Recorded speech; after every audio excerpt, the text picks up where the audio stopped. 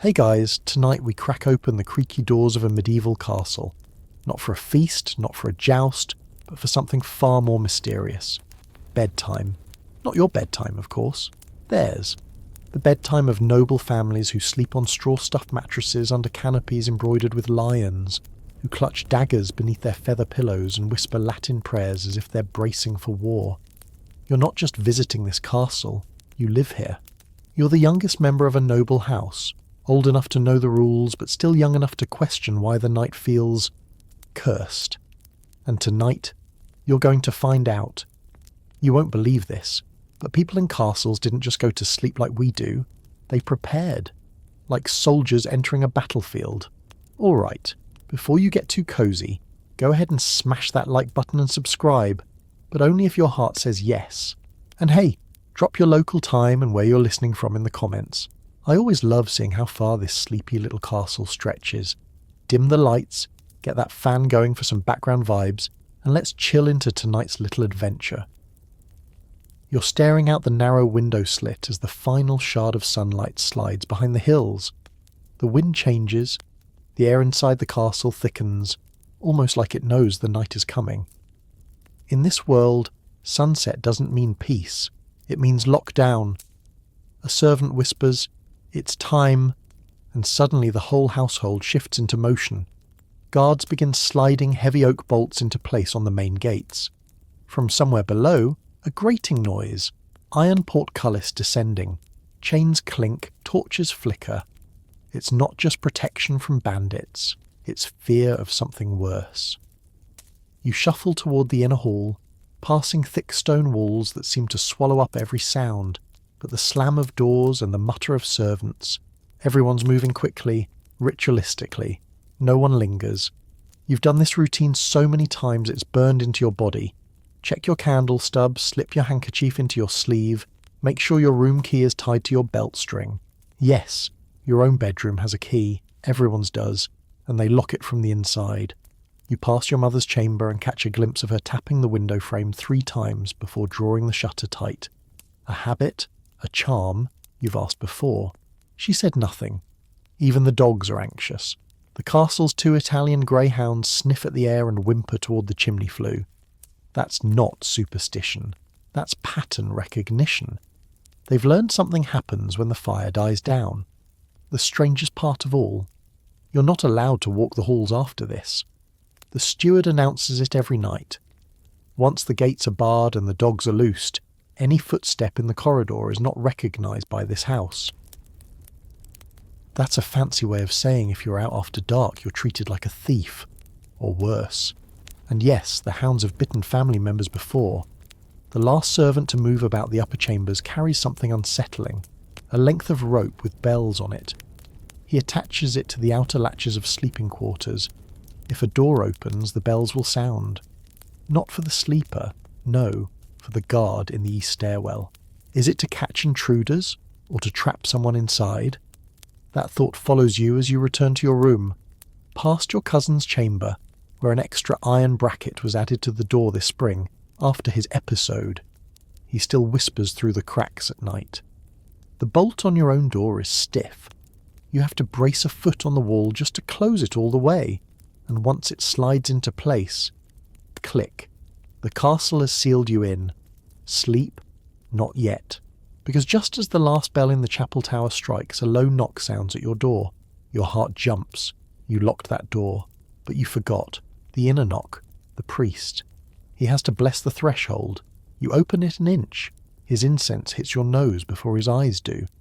He murmurs a line from the psalter, presses a carved stone to the lintel and moves on. And with that, the real night begins. You stand there for a moment after the priest walks away, nose still tingling with frankincense, unsure whether you're supposed to feel safer, or more aware that danger is close. The stone he pressed to your doorframe bears a faint etching, a lion, a cross, and a spiral you can never quite place.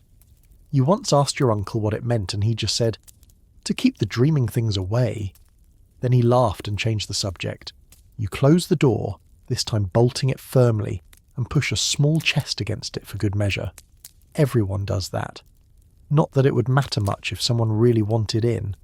You light your taper and move toward the little alcove that holds your basin and cloth. The water inside the ceramic jug is already cold. No one heats it at night. You wash your face quickly as custom dictates, tracing a cross on your forehead with damp fingers, not for cleanliness, but to keep nightmares from creeping in through the eyes. There are rules to how you sleep. You must not rest with your feet pointed toward the hearth. It's a death omen. You mustn't sleep with a mirror uncovered, or your soul might get lost staring at itself.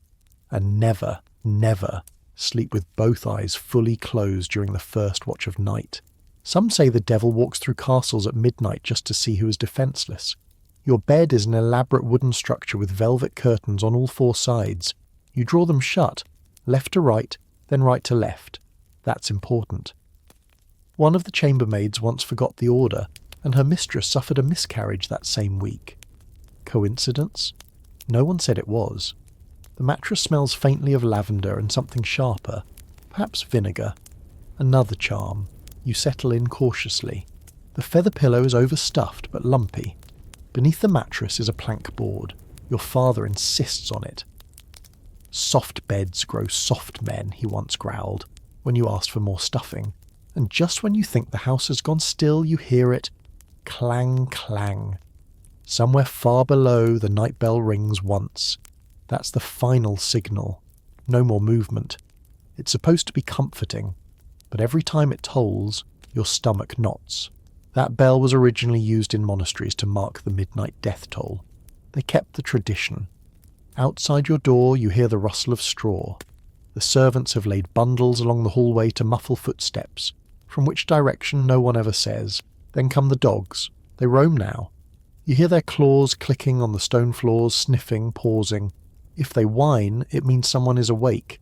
If they bark, someone moved. And if they howl, well, they only howled that one time, last winter. Everyone still pretends it was the wind. Your candle is nearly burned out. Just a stub now. You're only allowed one per night, and the steward counts them. Wax is expensive and sleep is expected. You lie down, finally. Pull the fur coverlet over your chest, and in that moment you realise something. You don't feel safe. Not in the most fortified castle in the region. Not behind barred doors. Not beneath your family crest embroidered into the canopy above your bed. You feel watched, and that, you're told, is normal. In this place, sleep is not a surrender. It is a vigil, a nightly ritual of caution, superstition, and half-trusted walls. Welcome to noble life. You wake before the rooster crows, not because you want to, but because your night robe is itching again. The wool lining scratches at your neck and wrists like brambles, and the seam down your spine feels like a rope. You sit up groggily, blinking at the pale blue light pressing through the shutter cracks. The fire in your hearth is long dead. Cold air nips at your fingers as you fumble for your slippers, soft on the inside, leather on the outside, with embroidered stars meant to ward off sleep paralysis. You toss aside the fur coverlet and stand. Your nightwear clings to your legs as you stretch, thick and awkward like you've slept inside a monk's cloak, which is not far from the truth. See, unlike the peasants who slept in whatever rags they owned, or nothing at all, you wear what might be politely called defensive pyjamas, a long tunic of dense wool cinched with a rope belt and sometimes layered with a padded undershirt if your family's especially anxious. Yours is charcoal grey with red thread stitched at the cuffs.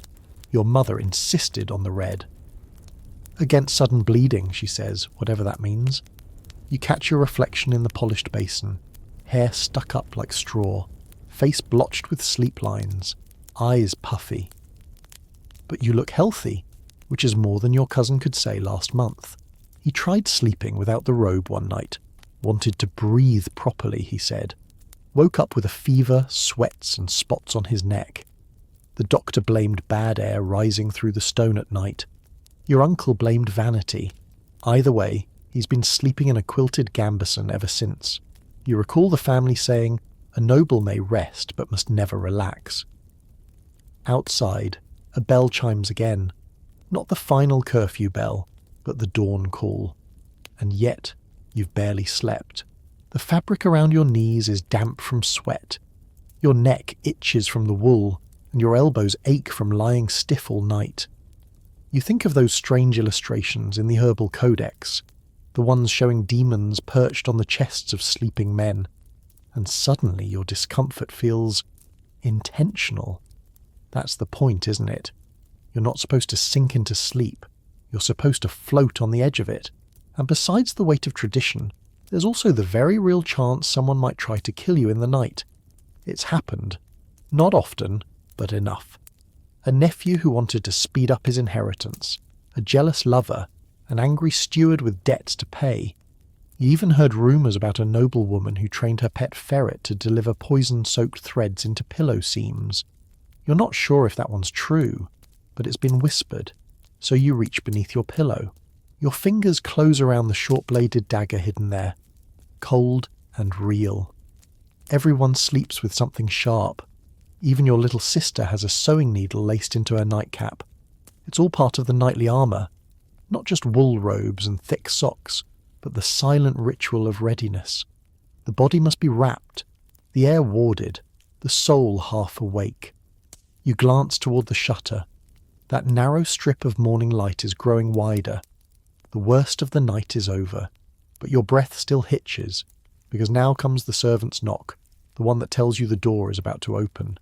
And if someone forgot the bell rope again, the knock sounds, 2 sharp raps, followed by one softer one. The morning signal. Your body tenses all the same, because even with the robe, the dagger, and the bolt on the door, this is the moment of vulnerability. You untie the chest from the handle, slide the bolt free, and open the door just a hair. It's Beatrix, the scullery maid's daughter, maybe 16. Freckles, a permanent smudge on her cheek, and always chewing something. Today it's mint. She carries the morning tray, basin water, a boiled egg, and a lavender-scented cloth. "You didn't scream last night," she says casually, as if that were normal conversation. You blink. "Why would I?" She shrugs. "Old Margot said she heard one of the dogs growling around your room." You stare at her. She grins. Maybe it was just the wind. Then she's gone, barefoot and brisk, off to the next door with another tray. You close the door again. Not because you're frightened. Not exactly. But because there's always something unsettling in the way servants talk. You eat the egg slowly. It's cold, but salted. You wonder idly if someone tasted it first. That's not paranoia. That's protocol. High-ranking nobles often had tasters, not just for banquets, but for everything, including bedtime sips of wine or breakfast bites. Poison wasn't common, but it wasn't rare either. You pull off your woolen robe and hang it on the hook beside the hearth. Underneath, your linen shift is damp with sweat. You peel it off, flinching at the cold air, and quickly change into your day clothes, a fresh tunic, double hose, a leather belt with your signet ring attached. Outside your window, the sun has finally cleared the treetops. Light spills across the courtyard. The guards are changing shifts. A small group of your cousins have already gathered near the chapel, laughing too loudly. Probably relieved they survived the night. You can't blame them. It's a quiet custom in noble houses. No one ever says it, but every morning feels like an escape. You run your fingers along the grooves of the dagger before tucking it back beneath the pillow. You won't need it now, hopefully. But you still check the corners of the room, just once. The alcove behind the curtain, the hollow beneath the rush matting, the dark space under your bed where the warming pan cooled overnight. You've never found anything there. Still you check. Then comes the wardrobe inspection. Not for fashion, for safety. You examine each garment carefully. No tears that weren't there yesterday. No unexpected stiffness that could hint at tampering. A noble cousin once died from mercury soaked into the lining of his ceremonial robe. Took 2 days. He bled from the gums and thought it was a divine punishment. You open the trunk at the foot of your bed. A sachet of rosemary falls out. Your mother must have tucked it in. For clarity and long life, she always says. You don't believe in charms, not really, but you hang the rosemary over the mirror anyway. Because here's the unspoken truth of the noble nightly routine. It isn't just about sleep. It's about control. You can't control the ambitions of your relatives. You can't control which servant is loyal and which one gossips. You can't control who listens behind the wall, or what illness creeps in with the winter air, but you can control how you sleep, how you prepare, what you wear, what you watch for, and most of all, what you refuse to ignore. There's a knock at the chamber door again. Not the cautious double tap of a servant, but the soft, continuous rhythm of someone too important to be refused. You open it, and there stands old Marta, the castle's mistress of linens. She's as wrinkled as the sheet she scolds, with a nose like a hawk and a reputation for sniffing out mildew, moths, and moral decay. "Time for the bed turning," she says flatly, brushing past you with a bundle of fabric balanced on her hip. You're barely dressed. She doesn't care. Marta has made beds for 3 generations of your family and once slapped a baron for trying to light his own warming pan. She moves like a priest performing sacred rites. Behind her trails the morning procession, a footman with a steaming pan of coals, a kitchen maid carrying perfume linen sachets, and, for no clear reason, a sullen boy with a basket of tiny dogs. You step aside. This is normal. This is the ritual. Bed-making in a noble house isn't just about fluffing pillows. It's theatre, strategy, gossip, reconnaissance. Marta pulls open the bed curtains with a flourish and sniffs theatrically. Still damp from the breath, she mutters, mostly to herself, as she tosses back the fur covers and leans in to smell the mattress. You dream too hard. The warming pan is passed beneath the sheets, a shallow brass dish filled with coals, rocked gently along the frame. You've always hated the smell of it. Scorched fabric and wood smoke with a twist of something floral. The castle's panache is sometimes mixed with dried violets. No one really knows why. The maid follows, brushing the sheets with a goosefeather fan and laying small sachets at the 4 corners, lavender, marjoram, wormwood. One for calm, one for the belly, one for keeping mice away. Then come the dogs. You never understood the dogs. They're too small to guard anything. Half-fluffed, half-shivering things with twitchy noses and questionable hygiene. But each noble woman in the house keeps at least one, and even your father has a stubby pug that sleeps on a fur-lined stool.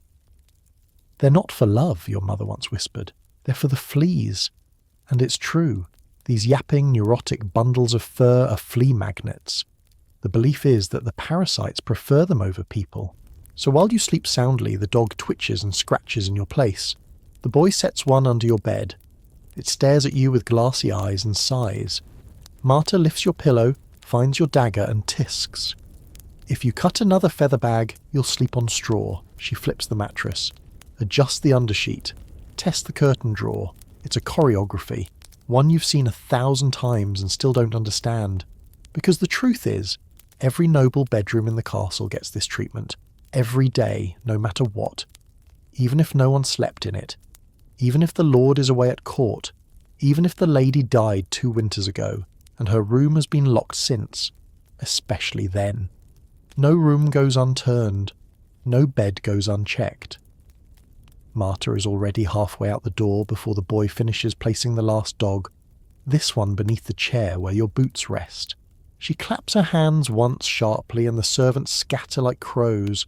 Only the faint smell of warm linen and burnt lavender remains. You watch them retreat down the hallway, little bells on the warming pan tinkling faintly with each step. This isn't just your room. It never was. Every noble's bedchamber is a stage, and the servants. They're your audience, your narrators, your spies. Take Beatrix, the mint-chewing maid. She's just old enough to understand the gossip she hears and just young enough to not quite keep it to herself. 2 weeks ago, she told your cousin that your sister had hung her boots facing the wrong direction, and that tiny detail snowballed into 3 dinner snubs, a frozen marriage proposal, and a furious lecture about proper orientation of footwear and its moral symbolism. It's absurd. But in this house, nothing is just aesthetic. Every gesture, every placement, every omission is read like scripture. Even the way your bed is made sends messages. If the pillow is fluffed twice, that's the signal that someone is expecting a private conversation that evening. If the top sheet is folded under instead of over, a discreet request not to be disturbed. You remember the scandal last winter, when a lady guest awoke to find her bed deliberately made with no centre pillow, a clear sign of exclusion, an insult dressed in Egyptian cotton. She left before breakfast, so when Marta tucks the corner of your coverlet a little tighter than usual, you don't miss it. She's telling you something. You don't know what. Not yet. But you know it's a message. That's how the noble world works. Information doesn't come in words. It comes in creases. As you finish dressing, your cousin Cedric barges in unannounced. Nobles don't knock if they share blood and secrets. He flops into your chair like it's his and grins. "Did your dog twitch last night?" he asks. You frown. "What?" "Mine did. Kept pawing at the curtains. I think the rats are back in the chimney." He says it casually, but you hear the edge in his voice. He's checking if you heard something, if you saw someone, if you're willing to admit it. Because here's the truth no one says aloud. The servants' parade isn't just about comfort. It's about surveillance. The warming pan might as well be a lie detector. The smell of your sheets tells them what time you finally slept. The basin tells them if you threw up your dinner. The position of your dagger under your pillow. It tells them which side of your body you feared most. Cedric stands, stretches, walks to your window and peeks out. "Sun's already up," he says. You come into chapel. You nod, watching him leave. Then you glance back at your bed. One of the sachets is missing. The marjoram. No one would accidentally forget that. And now you have something new to wonder about. You hurry down the corridor toward the chapel, feet whispering over rushes strewn across the flagstone. The air smells faintly of chamomile, pine resin, and something less pleasant. Privy fumes, maybe, drifting up from the lower level. You wrinkle your nose as you pass a small wooden door reinforced with iron bands. It's shut tight, of course, and locked. That's the family privy. A narrow shaft built right into the wall, lined with cold stone and outfitted with a wide wooden seat, padded in velvet if you're lucky, or wool if you're not. It drops directly into a chute that leads who knows where. You only know it smells like sin and damp parchment. This, perhaps more than anything, reveals the strange priorities of noble life.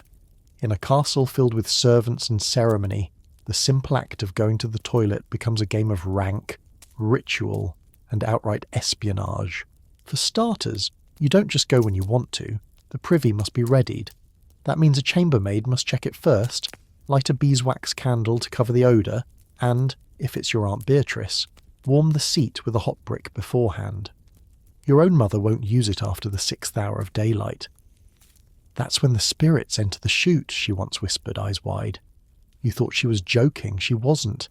Then there's the gong farmer, a miserable soul who climbs beneath the castle in full darkness, poking through muck with a long-handled scoop, collecting the night soil for disposal in the gardens. He's never seen, never greeted.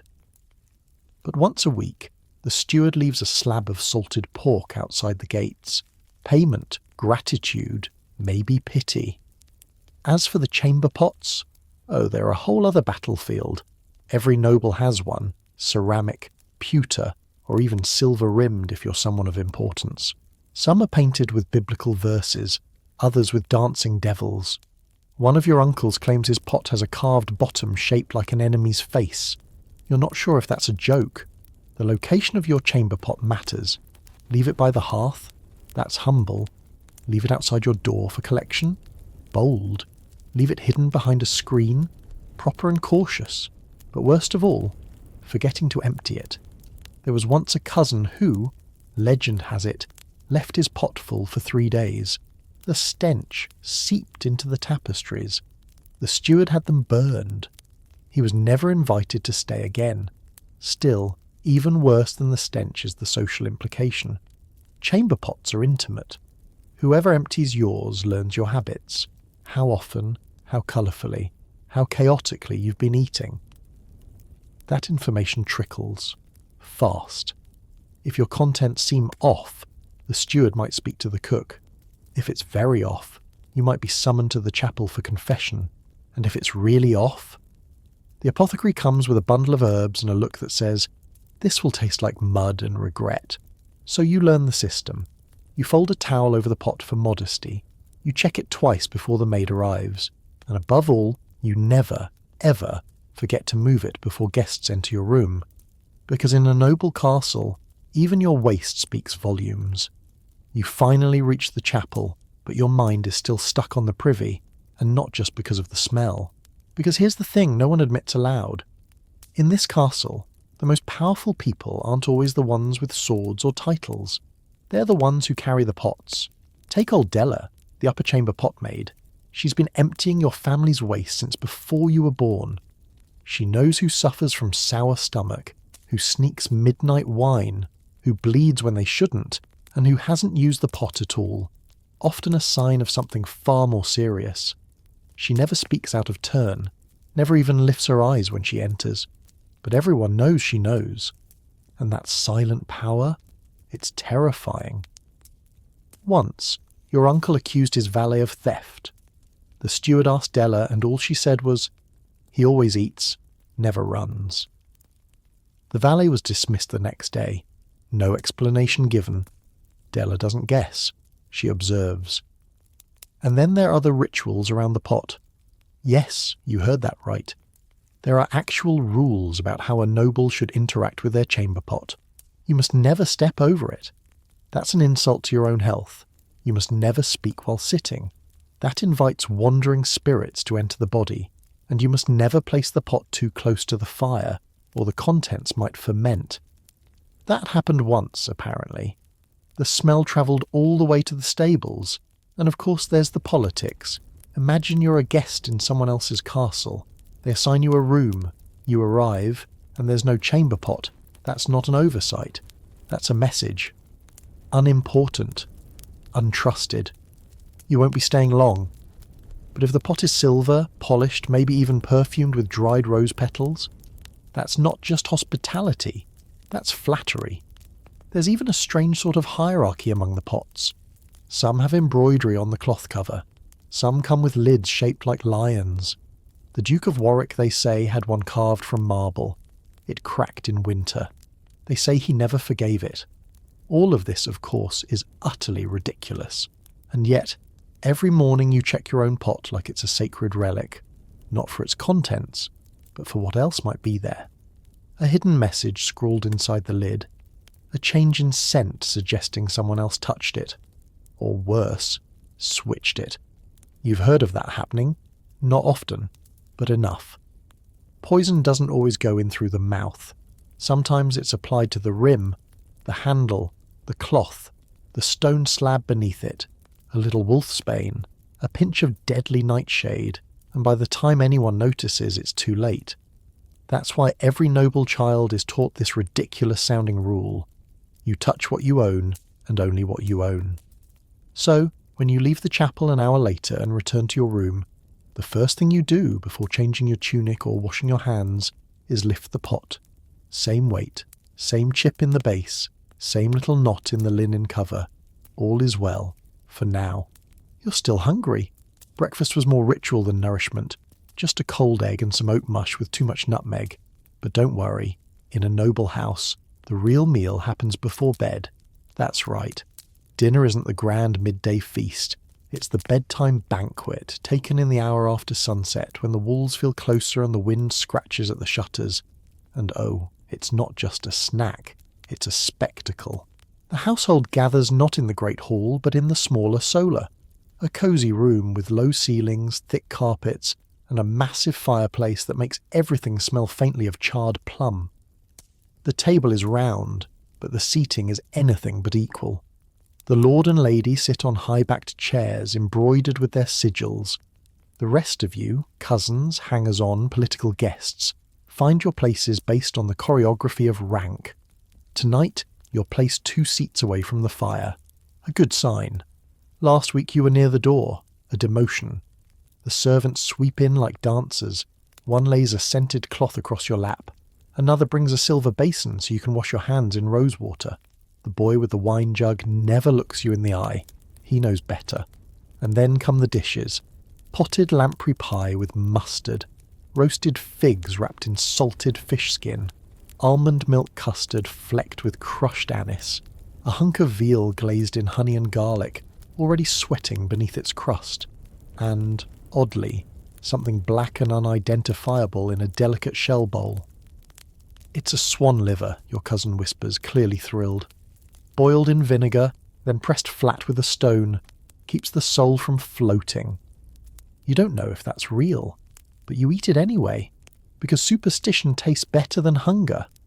This whole meal isn't about indulgence. It's about control, of digestion, of sleep, of the soul.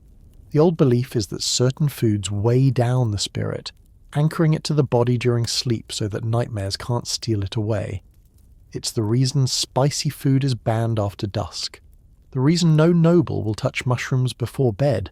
They lighten the blood and tempt the dream world, as your great-aunt used to say. Instead, there are grounding foods.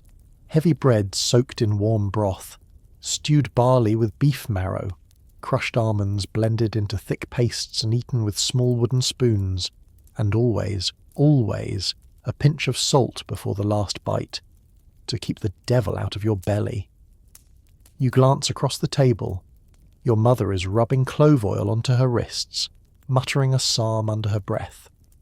Your uncle is peeling a quail egg with surgical precision, then pressing it flat with the side of his knife before eating it. All of it is part of the nightly ritual. You once asked your sister why nobles eat so strangely before bed. She just shrugged and said, "Because we can't control anything else." And maybe she's right, because while the peasants eat to fill their bellies, you eat to soothe your nerves, to settle your soul, to trick your body into letting go, just enough to sleep, but not so much that you forget where you are. You're in a castle, and even in comfort, you're never safe. The plates are cleared one by one in an eerie silence that says, the real performance is about to begin. A servant enters with a tray of ceramic flasks, each stoppered with beeswax and sealed with a coloured thread. One red, one blue, one gold, one green. He doesn't announce what's in them. He doesn't need to. Everyone knows. They're sleep draughts. Your father selects the gold. Your mother chooses red.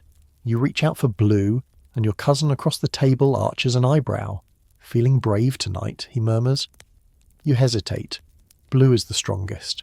Brewed with valerian, wormwood, poppy milk, and just a touch of molasses to keep it from tasting like boiled socks. It'll drag your eyelids down like anchors, but it also brings the dreams, the deep ones, the ones you wake from with a start and a scream. You take it anyway, because truthfully, dreaming is better than remembering.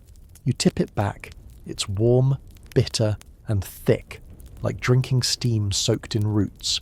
The servant collects the empties. No one speaks. This too is part of the ritual, because what you eat before sleep is only half the magic. The rest lies in how your body digests, releases, transforms. The wrong food, and you'll dream of wolves. The wrong draught, and you might not wake at all. There's a rumour, a real one, that the Count of Tregenon once gave his rival a double-strength blue draught with a pinch of foxglove in it. The man fell asleep at a dinner just like this, in a velvet chair by the fire. Snored for 2 hours, then never moved again. No one spoke of it. But everyone watched the Count more carefully after that. Tonight, after the drink settles in your gut, you're escorted back to your room by a footman. He walks behind you, never beside. That's the rule. No one may approach a noble from the side after dark. That's when ghosts come calling. You reach your chamber, feel the weight of the drink thicken your limbs already. Inside, the fire has been stirred. The coals glow a gentle red. Your bed is turned down, sachets refreshed. Even the little dog beneath your chair has changed. This one is twitchier. Might be fleas. You undress slowly. Your tunic feels heavier than usual. Your breath fogs faintly in the air. That chill again. You pull your robe on, then your socks. One has a hole at the toe. You say nothing. It's bad luck to speak of small imperfections before bed. Then you lie down, pull the coverlet up, let your head sink into the warm indent of your pillow, and wait, not for sleep. That comes later. First comes the digestion hour. You must lie still, on your left side, legs curled slightly, arms resting loose. Any other posture may confuse the humours and cause the food to turn inside you. You hear this advice from servants, from your uncle, even from books. But no one ever explains what turned food means. You just don't risk it. You lie there, eyes closed, body still, as the room hums with silence. You feel the weight of the blue draught swirling in your chest. You feel the swan liver swimming behind your ribs.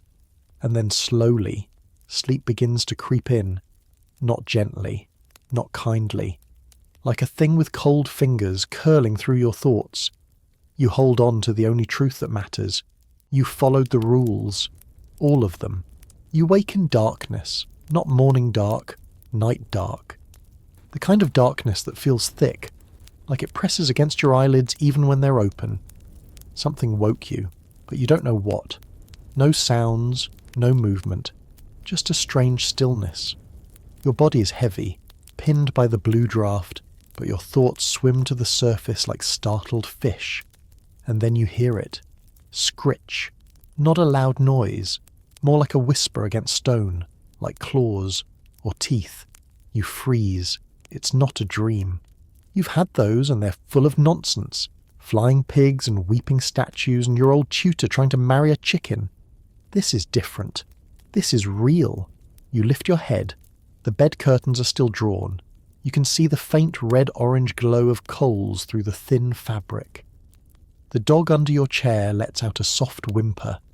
That's worse than barking. You sit up slowly. The air in the room feels colder than before. The kind of cold that clings to your joints and makes your skin crawl. Then comes the second noise. Click. Not a rat. Not a draft. That was the sound of the latch on your window shutter.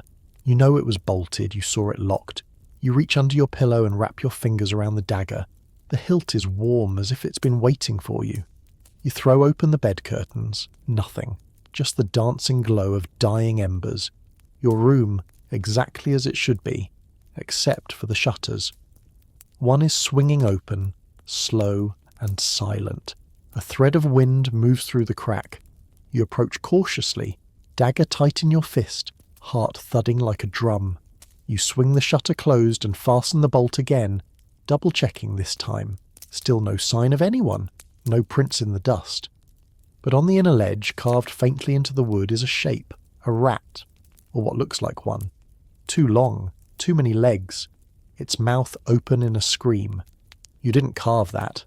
No one did. And that's when you remember the other half of tonight's ritual, the one you forgot. You didn't set the rat traps. Every noble room has them. 4 little wooden contraptions with copper springs and sticky wax bait. Not just for pests, for omens. If the traps are empty in the morning, good. If they've caught something, better. But if the wax is gone and the trap unsprung, that's a sign. A warning. Something passed through. You lurch toward your wardrobe, fling it open. In the back corner, under the chemise pile, are the traps. Still there, still baited, untouched, except for one. The wax is missing. No blood, no fur, just gone. You hear the dog under your chair give a small growl. Not at you, at something behind you. You spin around, heart slamming against your ribs. But there's nothing there. Just your bed, your hearth. The curtain gently swaying even though the window is closed. The air feels heavier now, like the room itself is watching you. The dog under your chair growls again, then whimpers, then curls into a ball, as if trying to make itself disappear. And that's when you remember what the steward once told a young squire who mocked the traps. It's not the rats you fear, it's what follows them in. Your dagger still trembles in your grip. You back toward the bed, drawing the curtain slowly, more for comfort than protection. You sit. Try to control your breathing. Try to rationalize. Maybe it was a breeze. Maybe the wax melted. Maybe you carved that shape in the window yourself in a dream. But you don't believe any of it, because the noble nightly rituals weren't built on reason. They were built on patterns, on generations of noticing things that shouldn't be noticed, on reacting to invisible forces long before they could be explained. Your mother's nightly prayer, that wasn't piety, that was protection. Your father's obsession with salt on the windowsill, not superstition, a barrier. Even the placement of the little dog had meaning. Dogs weren't just warm companions, they were detectors, sentinels. tiny shivering bundles of warning. And tonight, yours is telling you something very clearly. You're not alone. You check the door. Still bolted.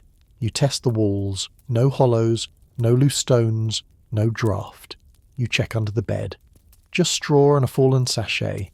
You pluck it up. It's the missing marjoram, the one that was gone this morning. Crushed. Damp. Like it had been clenched in a hand. But whose?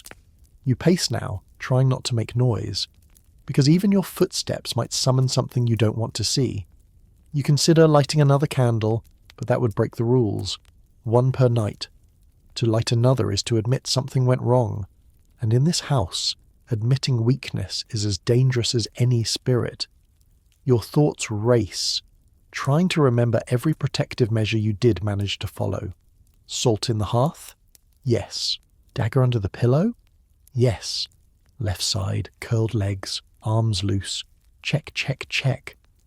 But still, something is off. Then you remember the corner, the one beside the wardrobe.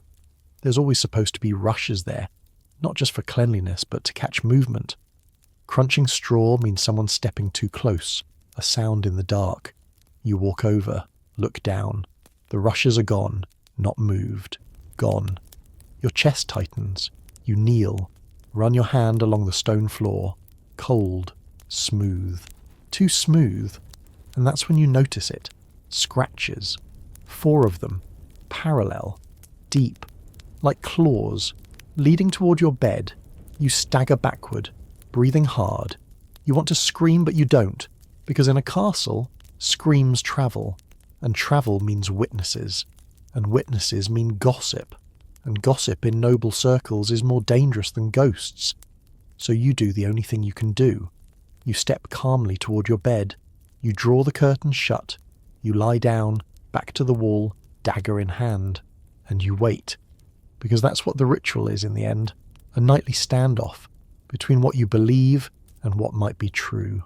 You wake again, this time to the distant clatter of firewood being dropped somewhere below. Morning. You hope. Or maybe just the servants tending the hearths. The room is dim but no longer black. You sit up cautiously, scanning every corner before letting your feet touch the floor. The little dog under the chair is gone. That's normal. He's probably been collected for flea combing or some other ritual humiliation. You check the rushes by the wardrobe. Still missing. The claw marks? Still there. But no one will believe you. That's how it always works. Whatever really happens during the night, by morning it's all shrugged off as bad dreams, stomach vapours, or too much cheese before bed. You wrap your robe tighter and step into the corridor just in time to see your mother's chambermaids emerging from her room with bowls of ashes and burned herbs. Dream cleansing, they call it. You'll likely get the same treatment before sundown. At the morning table, everyone looks a little off. Pale, quiet. Like no one slept well, but no one wants to admit it. That's the thing with castles. Secrets ferment overnight, and whatever happened behind those bolted doors stays bolted, buried beneath polite smiles and cool honeyed wine. You take your place at the table, and as your plate of stewed pears is placed before you, a voice whispers beside you, "Did you hear them last night?" It's your cousin Beatrix. Not the maid, but the actual cousin. She's 2 years older than you, sharper than she lets on, and always watching with those fox-bright eyes. "Hear what?" you murmur. She leans in. Someone walking the south corridor. 3 knocks on the chapel door. I checked. There were no guards posted. They're saying it was a servant, but the bells didn't sound. Your breath catches. No bells? That means the ropes weren't tripped. The ropes you saw tied yourself before you shut your door. Beatrix stirs honey into her tea. "I don't think we're alone at night," she says softly. "Not just rats, not just dreams. You want to agree, but you also want to pretend none of it matters. Instead, you take a bite of pear and say nothing. That's safer. The rest of the day passes in a daze. Lessons, prayer, a walk through the garden. But your mind drifts always to one moment.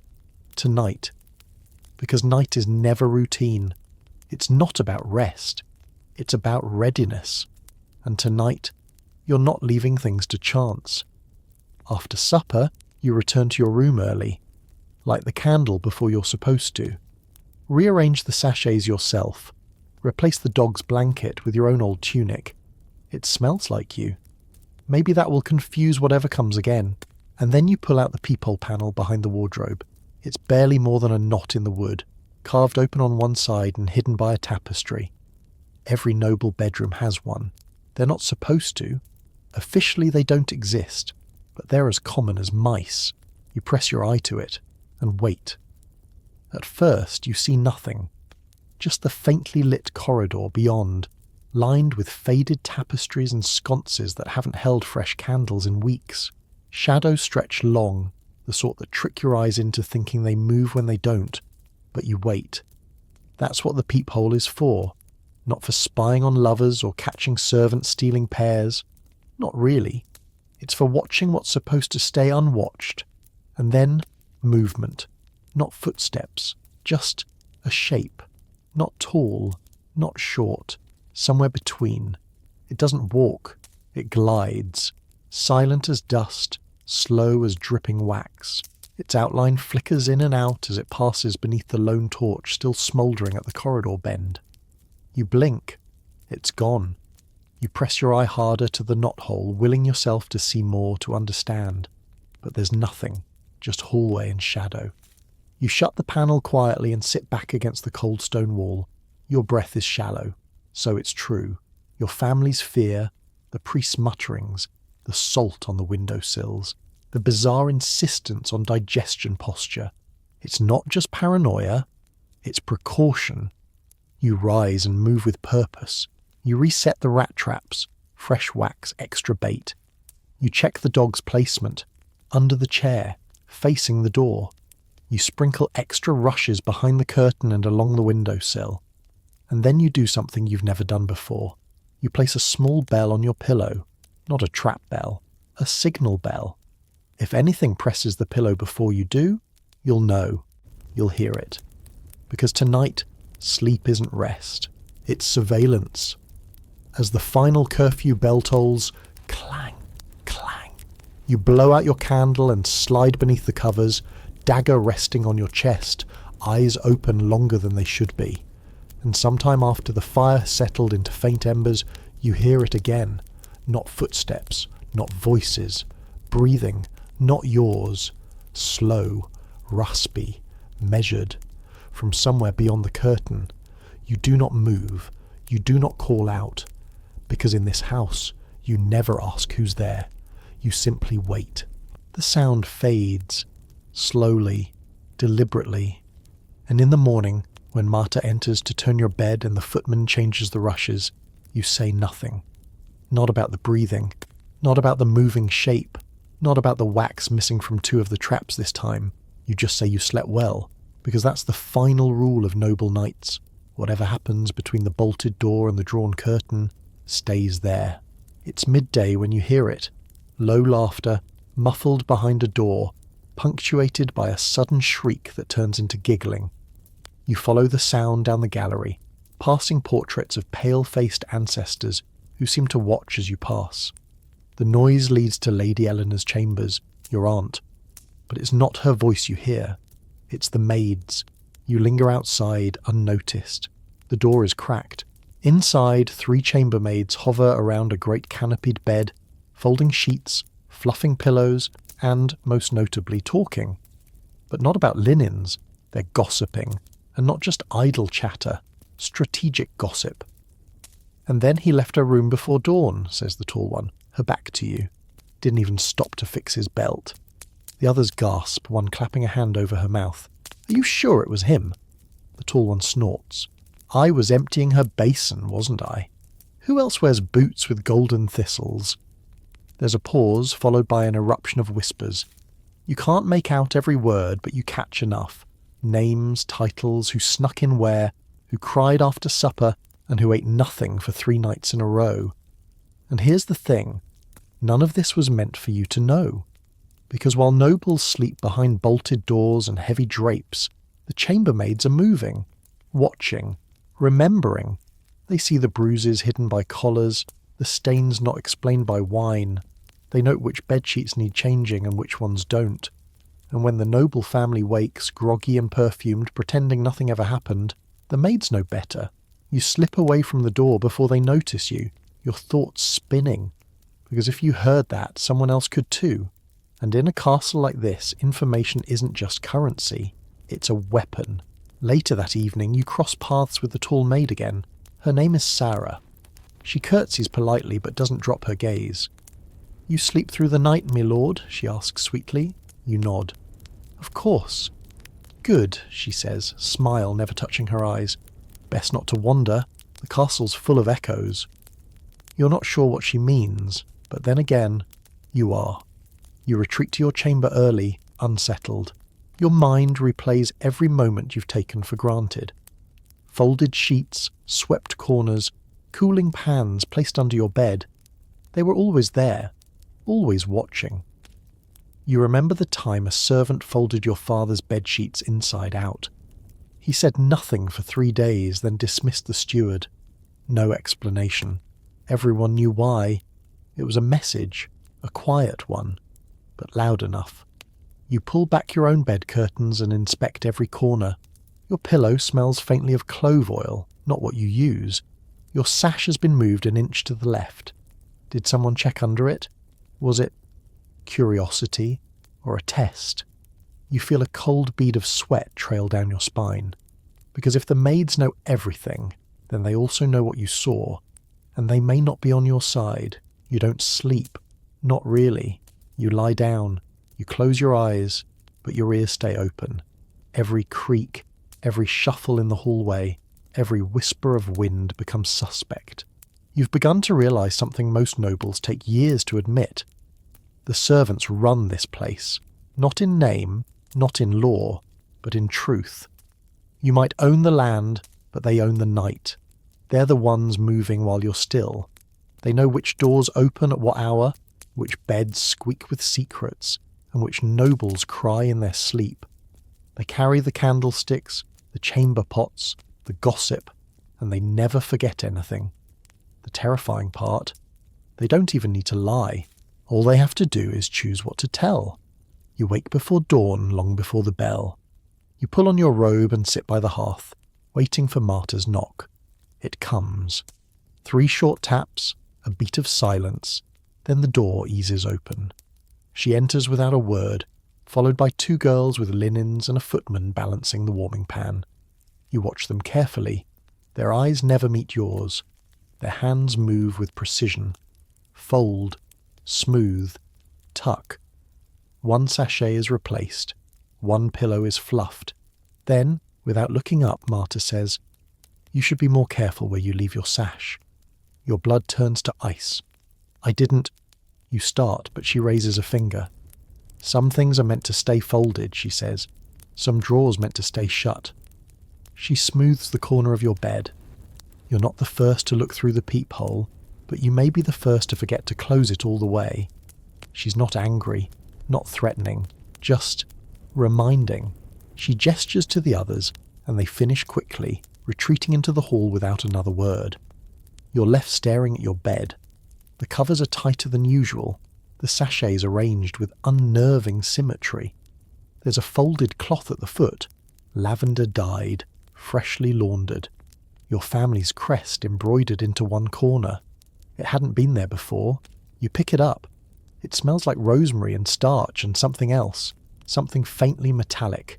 There's a message here, but you don't understand it yet.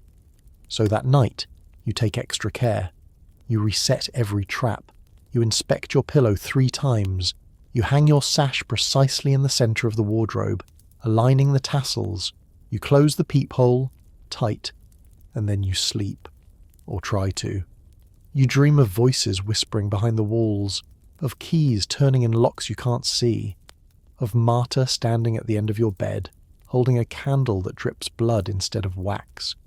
You wake with a jolt, breath ragged. The candle is still intact. The room is still quiet, but the sachet on your pillow has been replaced. This one smells like marjoram. Again. There's a formal banquet that evening, which in noble terms means a performance disguised as dinner. The long tables are dressed in ivory linen. Beeswax candles flicker inside polished horns, casting soft light across the silver platters and glazed trenchers. Heralds read names as guests arrive. Uncles from bordering keeps, cousins you've never met, ladies with feathered sleeves and suspiciously thin veils. But the seating chart is the real story. You're placed near the middle, not close enough to the high table to be important, not far enough to be forgotten. To your left, a barren son who smells faintly of onion. To your right, Sir Geron, the master at arms, gruff, silent, and always watching. Dinner is served in rounds, fish glazed in wine, saffron-spiced grains, rabbit pasties shaped like swans, all beautiful, all heavy with meaning. But it's the guests that matter. Who leans in, who toasts too early, who avoids eye contact. Because tonight there's a new guest, Lady Ellis from the northern province. She arrives late, swathed in violet and crowned in pearls that catch the candlelight like dew. She curtsies only to the lord and barely nods at the lady. Her seat, one chair closer to the fire than your mother's. Everyone notices. No one says a word, except your cousin Cedric, who leans toward you with a smirk. They gave her the guest bed in the West Tower. You blink. The one with the falcon embroidery, he nods. That bed hasn't been made in months, not since Lord Halden died in it. You stare at him. They're giving her the deathbed. He shrugs, not by accident. This is the world you live in, where beds are political statements, where hospitality isn't just about comfort, it's about messages. The guest bed game, they call it. A long-standing tradition in noble houses. Assigning a chamber to a visitor is like writing them a letter. Choose the right room and you say, you're valued, protected, considered family. Choose poorly, or strategically, and you say, tread carefully, you're here on thin ice. There are beds too short meant to humiliate tall guests, beds with lumpy mattresses or worn canopies, chosen to suggest a lack of importance. And then there are cursed beds, those linked to scandal, to death, to disgrace. They're still made, still offered, as if daring fate to strike twice. You recall a story whispered by servants last winter. A visiting knight once asked for extra pillows. He received a bed with none. He took it as an insult, left at dawn, and his horse threw him before he reached the gate. Died before midday. The steward swore it was chance. The chambermaids swore otherwise. Back in the great hall, Lady Ellis raises her goblet to the lord and smiles like she's already won something. She doesn't know, or maybe she does. Either way, the game is already in motion. The banquet winds down with a final course of spiced plums and candied rose petals, each one delicately arranged on tiny silver dishes that are never quite full. A reminder, indulgence is allowed, but not for too long. The music softens. Servants begin to clear plates with practiced efficiency, never looking directly at the guests. Your father leans back in his chair and murmurs something to the steward, who nods once and vanishes, off to prepare the rooms, no doubt. That's when the tension settles in, not loud, not visible, but present, like a draught from beneath a locked door. Because now the nobles begin to wonder, where will they sleep? The regulars know their places. You, your siblings, your cousins, you all have your usual chambers. But the guests, they'll be assigned tonight. Some already know. Others pretend not to care, sipping wine too slowly, lingering at the fire as if that might buy them favour. But beneath their silk and jewels they're calculating, because everyone knows that which bed you're given is never random. Lady Ellis rises. A servant steps forward and bows low. "Milady, you've been placed in the West Tower." A few murmurs ripple through the hall. Not laughter, just awareness, a shared understanding. She doesn't react, simply inclines her head and follows the maid out. You catch Cedric's eye again. He grins. The West Tower bed is beautiful, tall and carved with falcons, draped in velvet. But it's also cold, draughty, and more importantly, tied forever to the memory of Lord Halden, who died there last spring. Not dramatically, just quietly, in his sleep. Heart stopped. No scandal, no foul play. But in noble houses, death is never truly clean. The superstition lingers. Some say his spirit watches from the canopy. Others say it wasn't his heart that failed. It was the room itself. And yet no one dares close the West Tower suite. That would be an admission. Instead, it's kept polished, lit with candles, perfumed, always ready. Ready for someone whose position needs softening. Lady Elis, for all her poise, is a threat. Not overtly, but her family holds land your father wants. Her cousin once rejected a marriage proposal from your aunt. Her violet dress is stitched in a pattern traditionally reserved for duchesses, a quiet statement of ambition. So the message is clear. We welcome you, of course, but not too warmly. Sleep with one eye open. That's what a guest bed can say. You remember your own moment in that game. 2 winters ago, when your parents hosted the Duke of Meriden, you were asked to give up your chamber. You were reassigned to the East Wing, an unused suite with mould behind the tapestries and a door that never quite closed right. You spent 2 nights sleeping with your dagger in hand, cold air sliding across your neck. You emerged exhausted. No one commented, but everyone noticed. Since then, you've never been asked to move again. You rise now, following the other nobles out of the hall. The servants await, ready to escort guests to their chambers by candlelight. You pass Lady Elise's procession, 3 footmen, 1 maid, and a steward holding the key to the West Tower.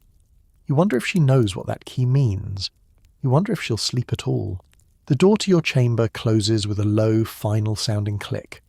You slide the bolt into place and press your back against the cold wood. It's late, past the bell, and the castle is settling into that familiar, uneasy hush. The fire has been rekindled in your hearth. The bed is turned, the sachets are fresh. But tonight everything feels off, not because of what you did, because of what everyone else did. You think of Lady Elis in the West Tower, wrapped in velvet and status, unaware, or too proud to show it, that she's been placed in a ghost's bed. You think of the sideways glances at dinner, of the steward's too formal tone, of your mother's polite smile that never reached her eyes. The family has locked itself in for the night. But locked in doesn't always mean safe. In fact, it can mean quite the opposite.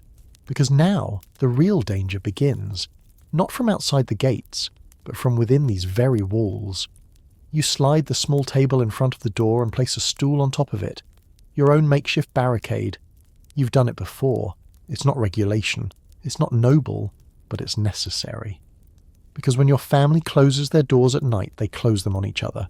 This is a household where every corridor carries whispers, where every locked chest hides more than linens, and where every noble bloodline has learned, often through bruises and betrayal, that nothing poisons faster than resentment left to steep overnight. You remember the old story of Aunt Agnes, not your real aunt, some distant cousin once removed. She was found in her room one morning with her braid cut short and her rings missing. No blood, no broken locks, just gone. The steward blamed a servant. The steward was dismissed. Your uncle claimed she ran off with a minstrel. Your mother said nothing. But Marta once muttered, after too much wine, "It wasn't theft. It was a reminder." You never asked what that meant.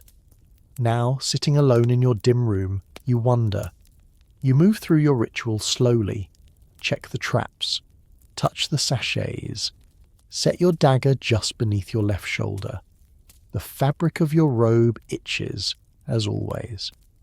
But tonight you wear the thick one, the quilted one with the hidden pocket sewn into the lining.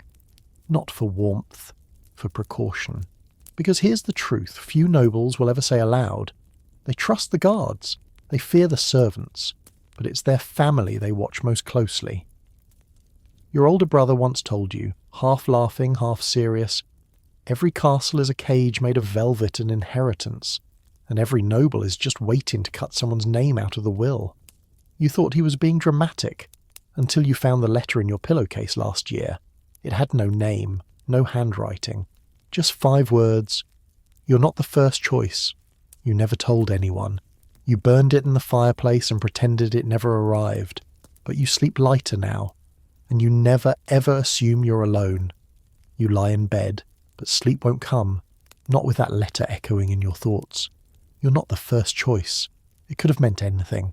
It could have been a joke, or a test, or the beginning of a campaign to see how easily shaken you are. Because in noble families, power isn't always passed down. Sometimes it's taken sideways. And the quiet of night, that's when ambition stretches its limbs. You turn onto your side, eyes fixed on the fire. The embers pulse like a heartbeat. You try to count the breaths between each flicker, the way the apothecary taught you once to calm the nerves. Then you hear it, a faint shuffle, inside the wall. At first, you think it might be rats. But no, you've heard rats. They're quick, twitchy, nervous. This is deliberate. Careful. There's a crawl space behind the walls. You know this because you've used it before.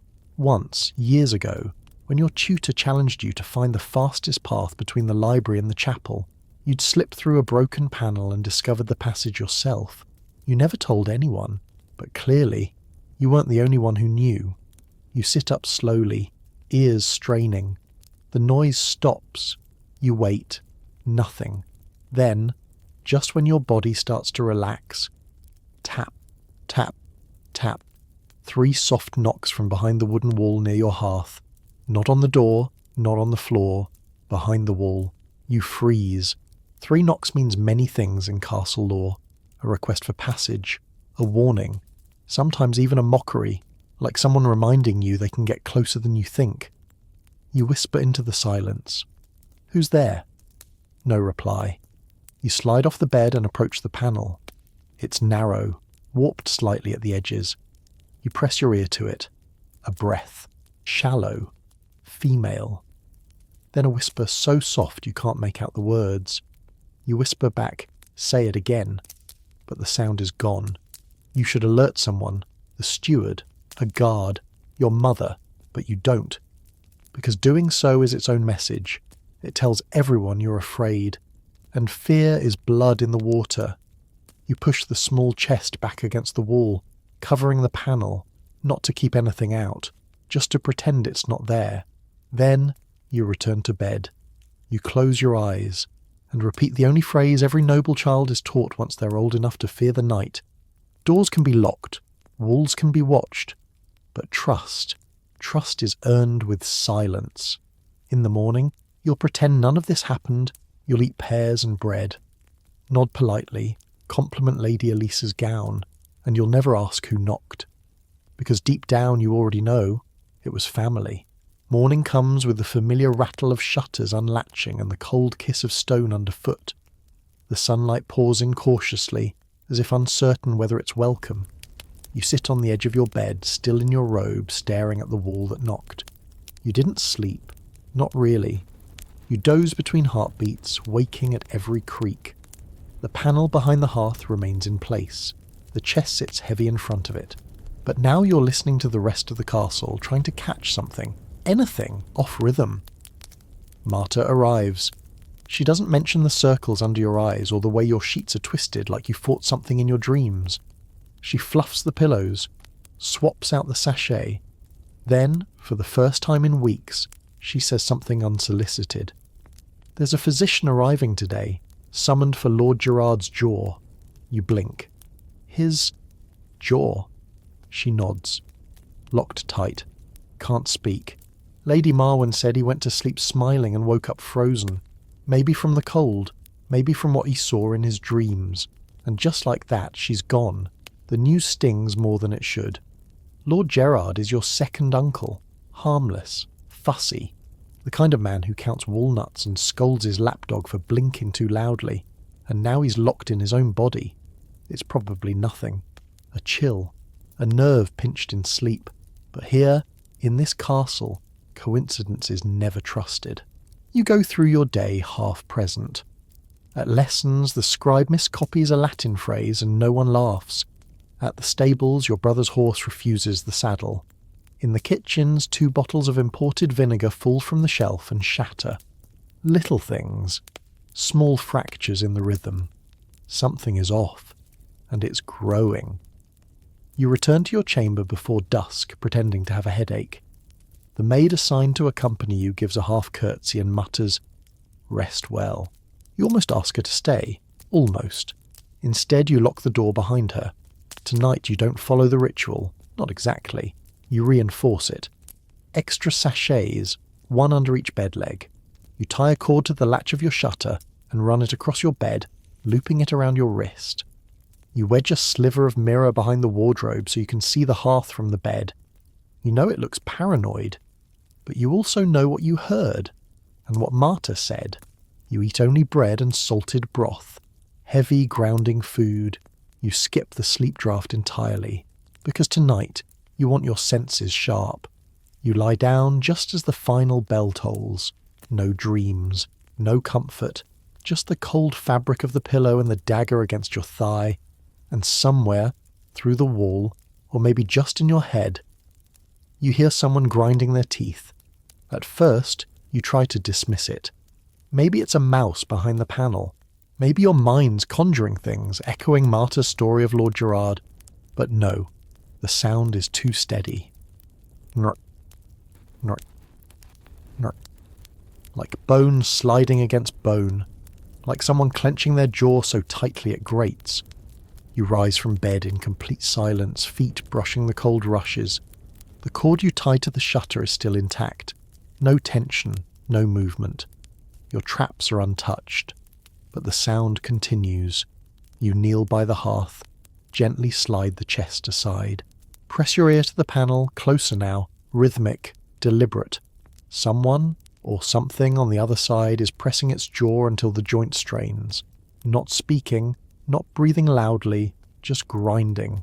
And then it stops. Followed by something worse, a whisper. Not words, not even syllables. Just the feeling of a whisper, like air being pushed too close to your ear. You fall back, nearly tipping the candle behind you. Your heartbeat thunders in your chest. You should call someone. But again, you don't. Because this isn't about ghosts. It's about messages. And the one coming through the wall is unmistakable. We see you. We know you're listening. You bolt the panel shut tighter, wedge a bookcase against it and return to bed, barely breathing. But even lying down, eyes closed, dagger clenched in your palm, the feeling doesn't leave you. Because it's not about what's outside anymore. It's about what's inside. This castle has no true silence. Even when it pretends to sleep, something is always moving. Underfoot, in the walls, behind your eyes. You recall stories of nobles who sleepwalked with knives in their hands, of family members who awoke with mud on their feet and no memory of leaving bed. They were treated with holy water, confession, sometimes exile. But others say it was the castle acting through them, that the stone remembers, that the dark finds a voice, that the blood in these walls doesn't just stain, it speaks.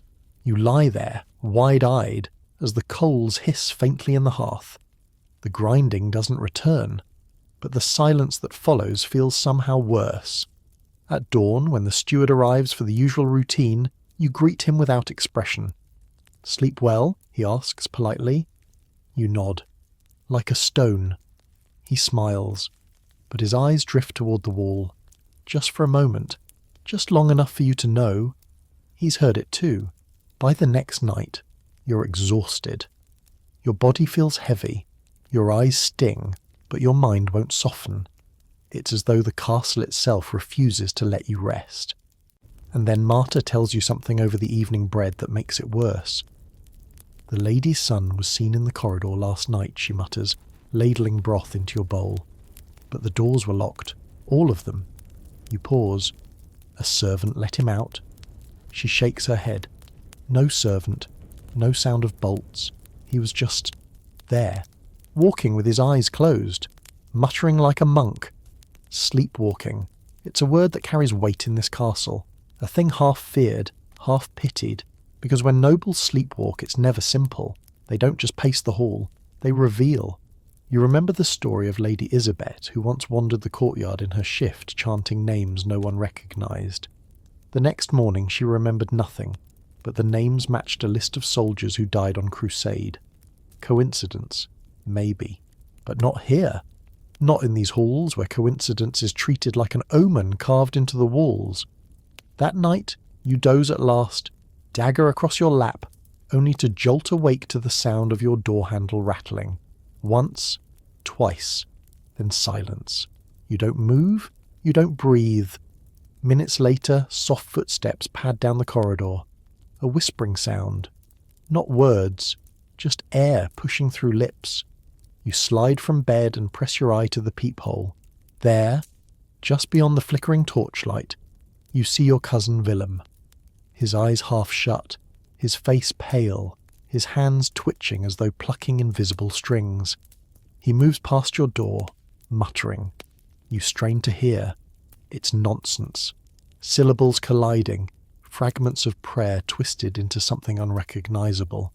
He drifts toward the chapel door at the end of the corridor, lifts his hand and taps 3 times. Tap, tap, tap. The same sound you heard from inside your wall. You feel your stomach twist. The chapel door remains shut. Willem pauses, head cocked, listening for something you can't hear. Then he turns and shuffles back the way he came. You duck away from the peephole just as his shadow passes your door. Moments later, silence. When dawn comes, Willem sits across from you at breakfast, spooning porridge as though nothing happened. His hands are steady, his face calm. You want to ask him. You want to demand if he remembers, but you don't. Because here, to speak of what happens in the night is to invite it closer. Instead, you stir honey into your bowl and say nothing. And yet, every time Willem's spoon clinks against the rim, you swear you hear it again. Tap, tap, tap. All day, you watch Willem. He seems ordinary, laughing with cousins in the solar, frowning over chess in the hall, dutiful in chapel. No sign of the pale figure you saw muttering in the corridor, but you can't shake it, because if Willem was truly asleep, then something guided him, and if he wasn't, then something else was happening. The castle has always whispered about such things. Sleepwalking as cover for secrets, a way to move in the dark without suspicion. A noble caught in the wrong bedchamber might claim, "I was walking in my sleep." A servant found with a dagger might say the same. It's an excuse and a curse wrapped into one. You remember a tale the tutor told years ago when you were younger, of a duke who walked his way to the tower roof each night, until one morning he did not stop. They found him in the courtyard, broken. The steward swore he never woke up. Others whispered he was pushed. That story kept you awake for weeks. Now it returns like smoke. Night falls, and you prepare as carefully as ever. Bolts checked, shutters tied, candles snuffed. But your real weapon tonight is listening. You lie in bed, every muscle taut, ears straining against the silence. At first, nothing. Then, a faint scrape.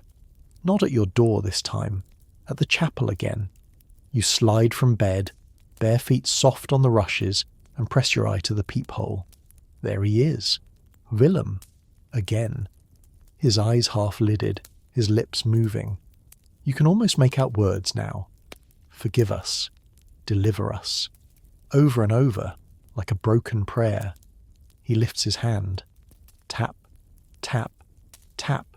3 times against the chapel door. But tonight the door opens, not all the way. Just a crack. Enough for a sliver of candlelight to spill into the hall. And in that crack you swear you see movement, a shadow crossing the glow. Willem steps forward, as if beckoned. Then the door closes softly. You stumble back from the peephole, pulse racing. You wait. Minutes pass. Then the sound of footsteps again. Willem shuffling back, pale as ever, returning to his chamber. The chapel door is shut once more. No sign it was ever opened. You sit on your bed, dagger clenched, breath shallow. Morning comes. Willem arrives at breakfast, calm as before. No shadows beneath his eyes, no tremor in his hand. He spoons his porridge, smiles faintly. Then, without looking up, he says, "You shouldn't spy at night. It makes the dreams worse." You freeze. He doesn't glance your way. He just keeps eating. And you realize with a cold certainty, whether asleep or awake, Willem knows. by the next evening you've convinced yourself you must have imagined it. Willem couldn't possibly know you were watching him, unless you'd gasped, unless the floor creaked. Still, his words gnaw at you as you prepare for bed. And then comes the ritual you both dread and depend upon, your mother's nightly transformation. She never undresses for sleep. Not fully. She reconfigures. You glimpse her through her half-open door as chambermaids swarm about her like bees to a hive. They unpin her gown, sliding it carefully over her shoulders. Not all the way, just far enough to make room for the night ensemble. First, the linen smock, plain but perfumed with rosewater. Then, layer upon layer, a quilted jacket, a woolen wrap, stockings bound tight with ribbons. The maids tie them so firmly her legs look more soldier than lady. But the strangest piece is the mask. A delicate veil of fine cloth painted with white lead paste. It dries stiff, clinging to her face until her features look frozen, doll-like. The belief is simple. Keep the skin pale, unlined, untouched by the air of the night. Sleep not just as rest, but as preservation.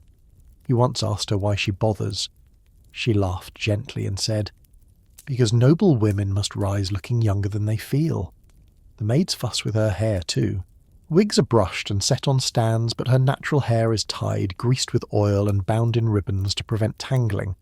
Then come the gloves, fine silk stitched with tiny pearls.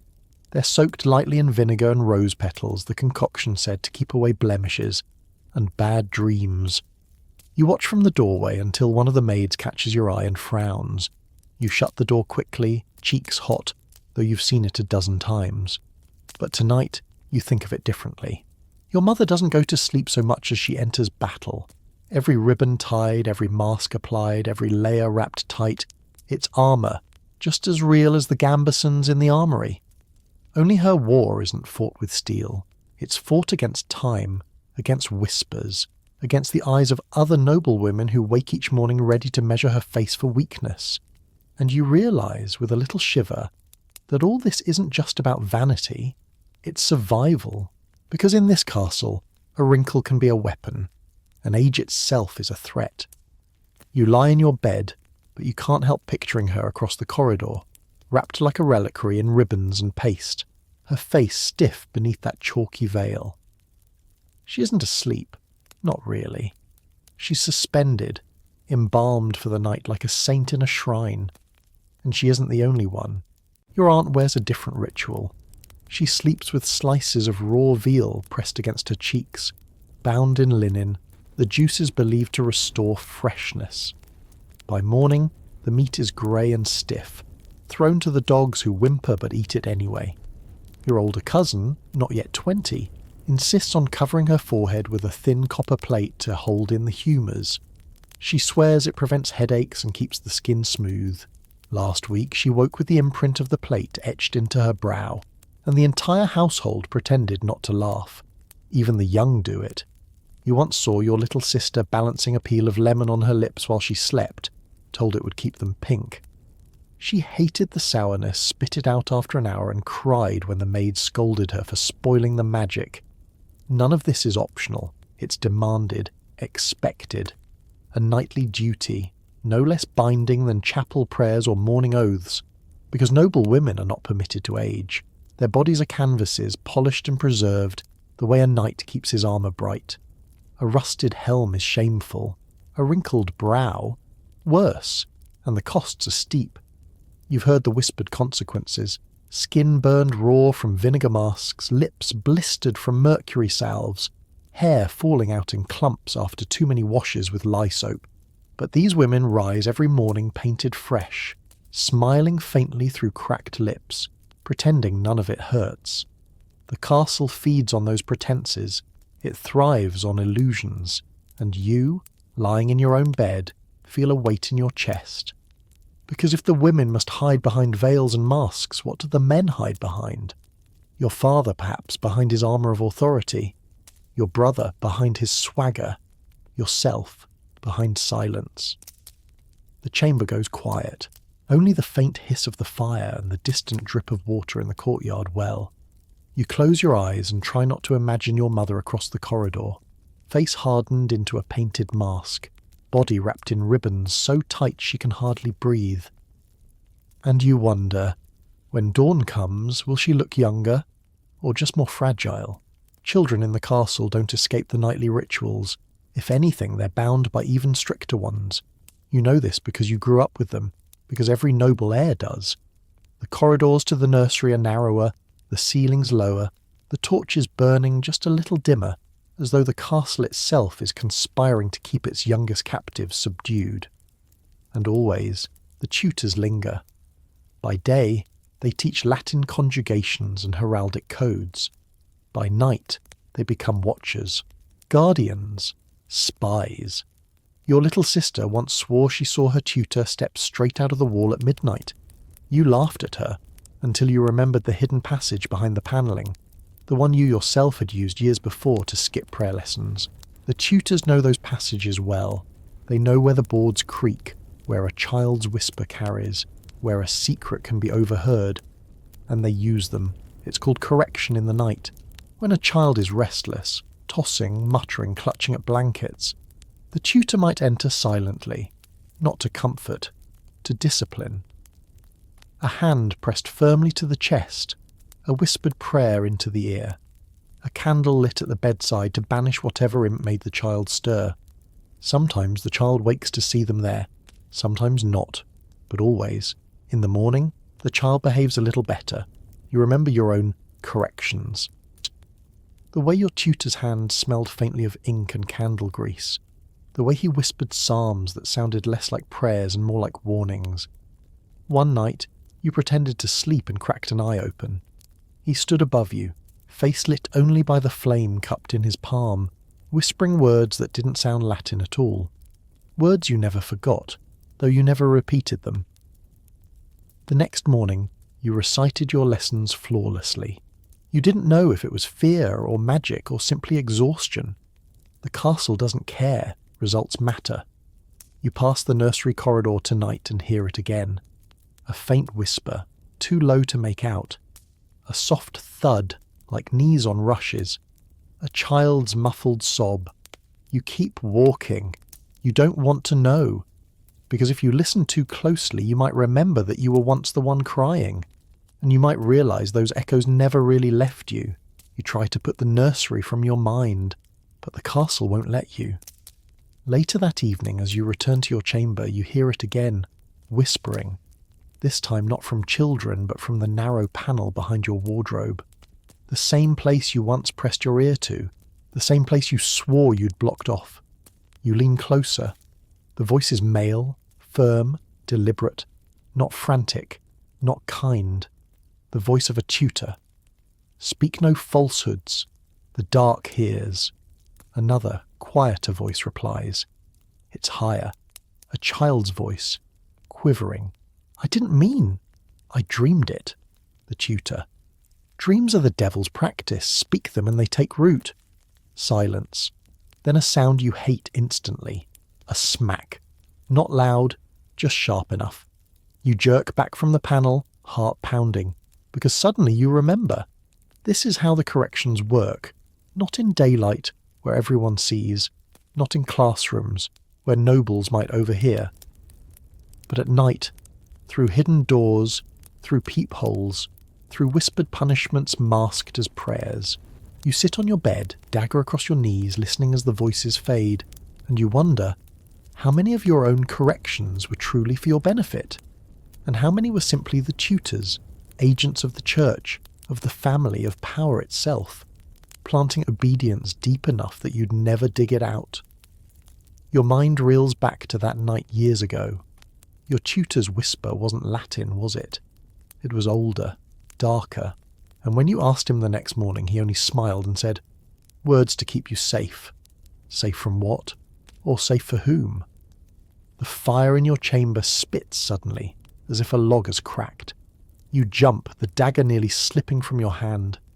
The sound echoes too loudly in the room, bouncing off the stone, and for a moment you swear you hear laughter tucked inside the crackle. You close the bed curtains and lie back, staring into the darkness. Maybe Willem's mutterings in the hall weren't madness. Maybe they were lessons, half remembered and spilling out in sleep. Maybe the tutors don't just shape the days of noble children. Maybe they own their nights, and once they've written their words into your dreams, maybe those words never leave. You shut your eyes tight, and you do not pray. Because you're not sure whose voice would answer. By now you've accepted it. No amount of ritual can make the castle warm. The sun fades, and with it, all sense of comfort. Every wall turns to ice. Every corridor breathes frost. Your chamber is no different. The fire sputters, the shuttered window leaks cold, and the very stones radiate a chill so deep it gnaws into your bones. Even wrapped in wool and fur, you shiver. That's why nobles invented their bizarre arsenal against the cold. First comes the warming pan. You've seen it 100 times. Brass dish swinging from a long handle, coals glowing red inside. A servant slides it under your sheets, rocking it gently back and forth to chase the frost away. It works. Sort of. Sometimes it just leaves scorch marks and the smell of charred feathers. Then there are the bed companions, heated bricks wrapped in flannel, copper bottles filled with boiling water, even whole sacks of sand roasted in the kitchen fire. The most privileged nobles borrow small dogs to sleep at their feet, not for love, but for warmth. You pull the coverlet tighter and remember your father's words. A man can fight armies easier than he can fight the cold. You thought it was exaggeration, until you tried to sleep in January and woke with your hair frozen to the pillow. But warmth alone isn't the goal. Superstition runs deeper. Some say the cold is more than weather. It's a living thing that seeps through cracks, searching for weakness. That if your chest grows too cold at night, your soul slips out with your breath and never returns. That's why your mother insists on wrapping her feet in red wool stockings, red to confuse death. Your uncle swears by tucking a clove of garlic beneath his pillow, claiming it heats the blood. A cousin wears a necklace strung with warm stones, convinced it keeps his heart from freezing in the dark. And then there are the canopy curtains. Drawn tight, they trap in the heat, but also supposedly trap out the cold spirits. You pull yours shut now, enclosing yourself in a small cocoon of velvet and stale air. It's warmer, safer. But the moment you close them, you also feel something else. Isolation. Because if anything enters the room, if anything moves through the stone or creeps from the panel, you won't see it coming. You shift beneath the blankets, every sound amplified by the hush. The fire pops. The dog snores softly under your chair. Your teeth chatter despite the fur over your shoulders, and then you hear it. The faintest tick. Like ice cracking. Like a droplet freezing mid-air. You lift the curtain edge and glance at the window. Frost is spreading across the glass. Veins of white crawling inward, delicate and merciless. It creeps faster than it should. Too fast. You drop the curtain and curl into yourself, clutching the dagger not for enemies but for the cold itself, as though you could fight its steel against frost. Your breath fogs in the dark. The blankets feel thin. And you remember a story whispered once in the kitchen, of a boy found frozen stiff in his bed, lips blue, eyes open, a frost pattern across his face shaped like a hand. The servant said the cold had chosen him. You pray it doesn't choose you. You wake to silence. The kind of silence that feels unnatural. Your first thought is that the fire has died completely. Your second is that you might have stopped breathing in your sleep. But no, you exhale, and a faint cloud curls above your lips. The air is brittle, so cold it bites. You push back the curtain and immediately regret it. The chamber is rimed in frost. Your basin has a thin crust of ice on top, cracked in the middle where the water shrank. The mirror on the wall is fogged white. Even the iron latch on the window glitters, as if encrusted with tiny stars. You scramble out of bed, fumbling for your robe. The rushes crunch underfoot, frozen stiff. When you lift the blanket where the little dog should be, you find it empty. The poor creature must have slunk out during the night, searching for warmth it didn't find here. And then you see it, a shape traced in the frost on your window. Not random, not cracks from the cold. A pattern. 5 long streaks, curved at the ends, like fingers. You stagger back. Was it someone outside? Impossible. The shutters were bolted. Could frost really form in that shape on its own? The steward arrives moments later with the morning tray, his breath puffing in the air. He sees the window, frowns, and mutters a prayer under his breath. Stones leak in too much cold. Best burn rosemary tonight. But you catch the flicker in his eyes. He saw the pattern too. He just refuses to name it. The rest of the day, the cold doesn't leave you. It lingers in your bones, your teeth aching, your skin prickling. You pass others in the corridors and see they feel it too. Sleeves pulled tight, noses red, lips pale. But no one speaks of it. At supper, the Lord himself complains. "These walls bleed winter," he grumbles, stabbing at his meat pie. The servants glance at one another, uneasy. Because when the master acknowledges a fear, it ceases to be superstition. It becomes truth. That night you prepare differently. No drafts, no prayers, no rosemary sachets. Instead you beg Marta for extra bricks from the hearth. She gives you 2, still hot, wrapped in cloth. "You'll need more than heat if it chooses you again," she mutters. "Chooses me?" you ask. She doesn't answer, so you place the bricks at the foot of your bed, clutch the fur coverlet to your chin, and shut the curtains once more. But long after the fire fades and the bricks cool, you keep your eyes open, watching the curtains for signs of movement, listening for the faint crackle of frost etching new patterns on the stone. Because tonight, you fear the cold isn't just weather, it's hunting. The castle breathes differently tonight. You can feel it the moment the curfew bell tolls. Not heavy, not cold, restless, as though the walls themselves know someone's about to disobey. You lie still, listening, until the sound reaches you. A faint scrape against stone, a ladder being set against the outer wall. You move quickly, pressing your eye to the peephole. The moon hangs low, spilling pale light into the courtyard, and there, just beyond the chapel roof, you see a figure climbing. A shadow among shadows, nimble and careful, carrying something long strapped across his back. It's not a soldier, too slight, not a servant, too daring. It's Cedric. You know him instantly by the tilt of his shoulders, the way he favours his left hand, and you know where he's going before he even reaches the tower window.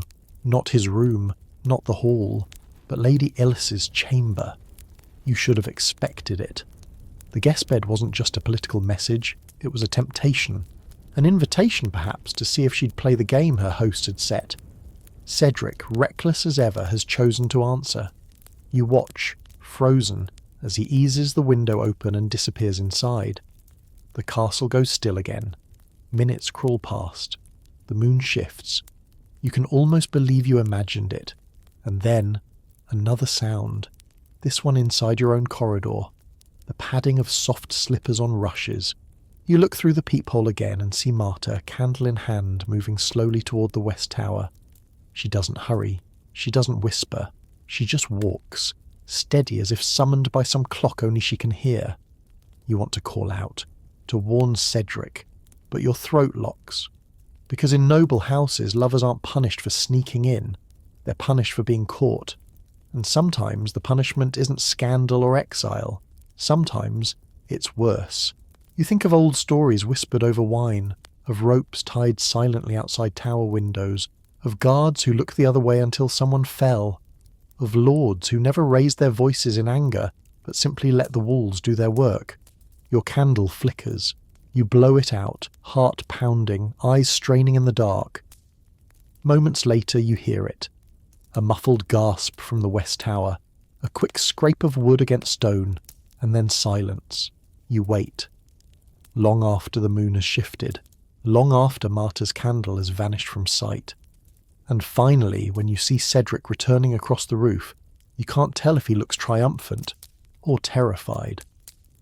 Cedric returns to his chamber just before the dawn bell. You don't sleep at all. You sit upright in bed, dagger on your lap, waiting for the inevitable commotion. But it doesn't come. At breakfast, Cedric strolls in late, hair mussed, eyes half-lidded with fatigue. He smirks when he catches your gaze. No one else notices, or pretends not to. Lady Ellis arrives shortly after, perfectly composed, violet gown crisp, pearls gleaming. She doesn't look at Cedric once. The whole thing is invisible theatre, played in silence. You stab at your bread, wondering how long before the whispers start. They always do. By noon, the gossip has already seeped through the castle like smoke. Not spoken outright, of course. Instead, woven into the chatter of servants. "She slept late," one murmurs as you pass the laundry. "Didn't touch her porridge," another adds in the kitchen. "Window latch was loose this morning," says a third, shaking her head as if it's a tragedy. None of them mention names. They don't have to. Everyone understands the script. You catch Cedric later in the stables, brushing his horse with more vigour than necessary. He grins when he sees you, but it doesn't reach his eyes. "Not a word," he says quietly. "Family business." You want to demand what happened. Whether Marta saw, whether the Lord knows, whether Lady Ellis agreed or resisted. But you don't, because the answer doesn't matter. What matters is that Cedric climbed, and that someone, somewhere, was watching. That night, the castle feels taut, like a bowstring pulled too tight. Guards pace more heavily.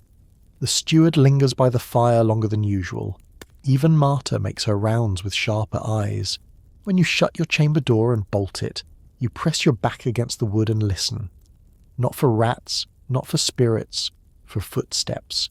And sure enough, they come, slow, deliberate, passing your door, pausing for just a moment, then continuing toward the west tower. You don't open the peephole, you don't breathe. In the morning, Lady Ellis is gone. Her chair is empty at breakfast, her name never mentioned. Her bed in the west tower already stripped, linens washed, mattress turned. No explanation given. Cedric arrives late again, pale and silent. He eats nothing. No one asks. Because in this castle, what happens in the night is erased by morning light. But erasing isn't forgetting, and the silence around Lady Ellis is louder than any scream. By now you notice the patterns. When the family grows too tense, when whispers hang too heavy, the castle answers with another ritual, one older than any banquet or bed-making. It starts with the birds. You wake to a hollow thud in the courtyard, followed by the screech of something feathered. You peer through the slit of your shutter. There, standing in the pale light, is your uncle's falconer. In his hands, not a hawk, but an owl.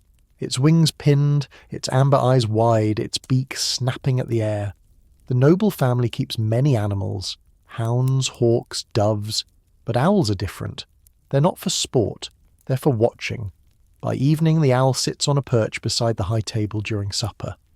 No one questions it. Its presence is as natural as the candles. When someone speaks too loudly, the owl blinks. When someone laughs too long, the owl swivels its head.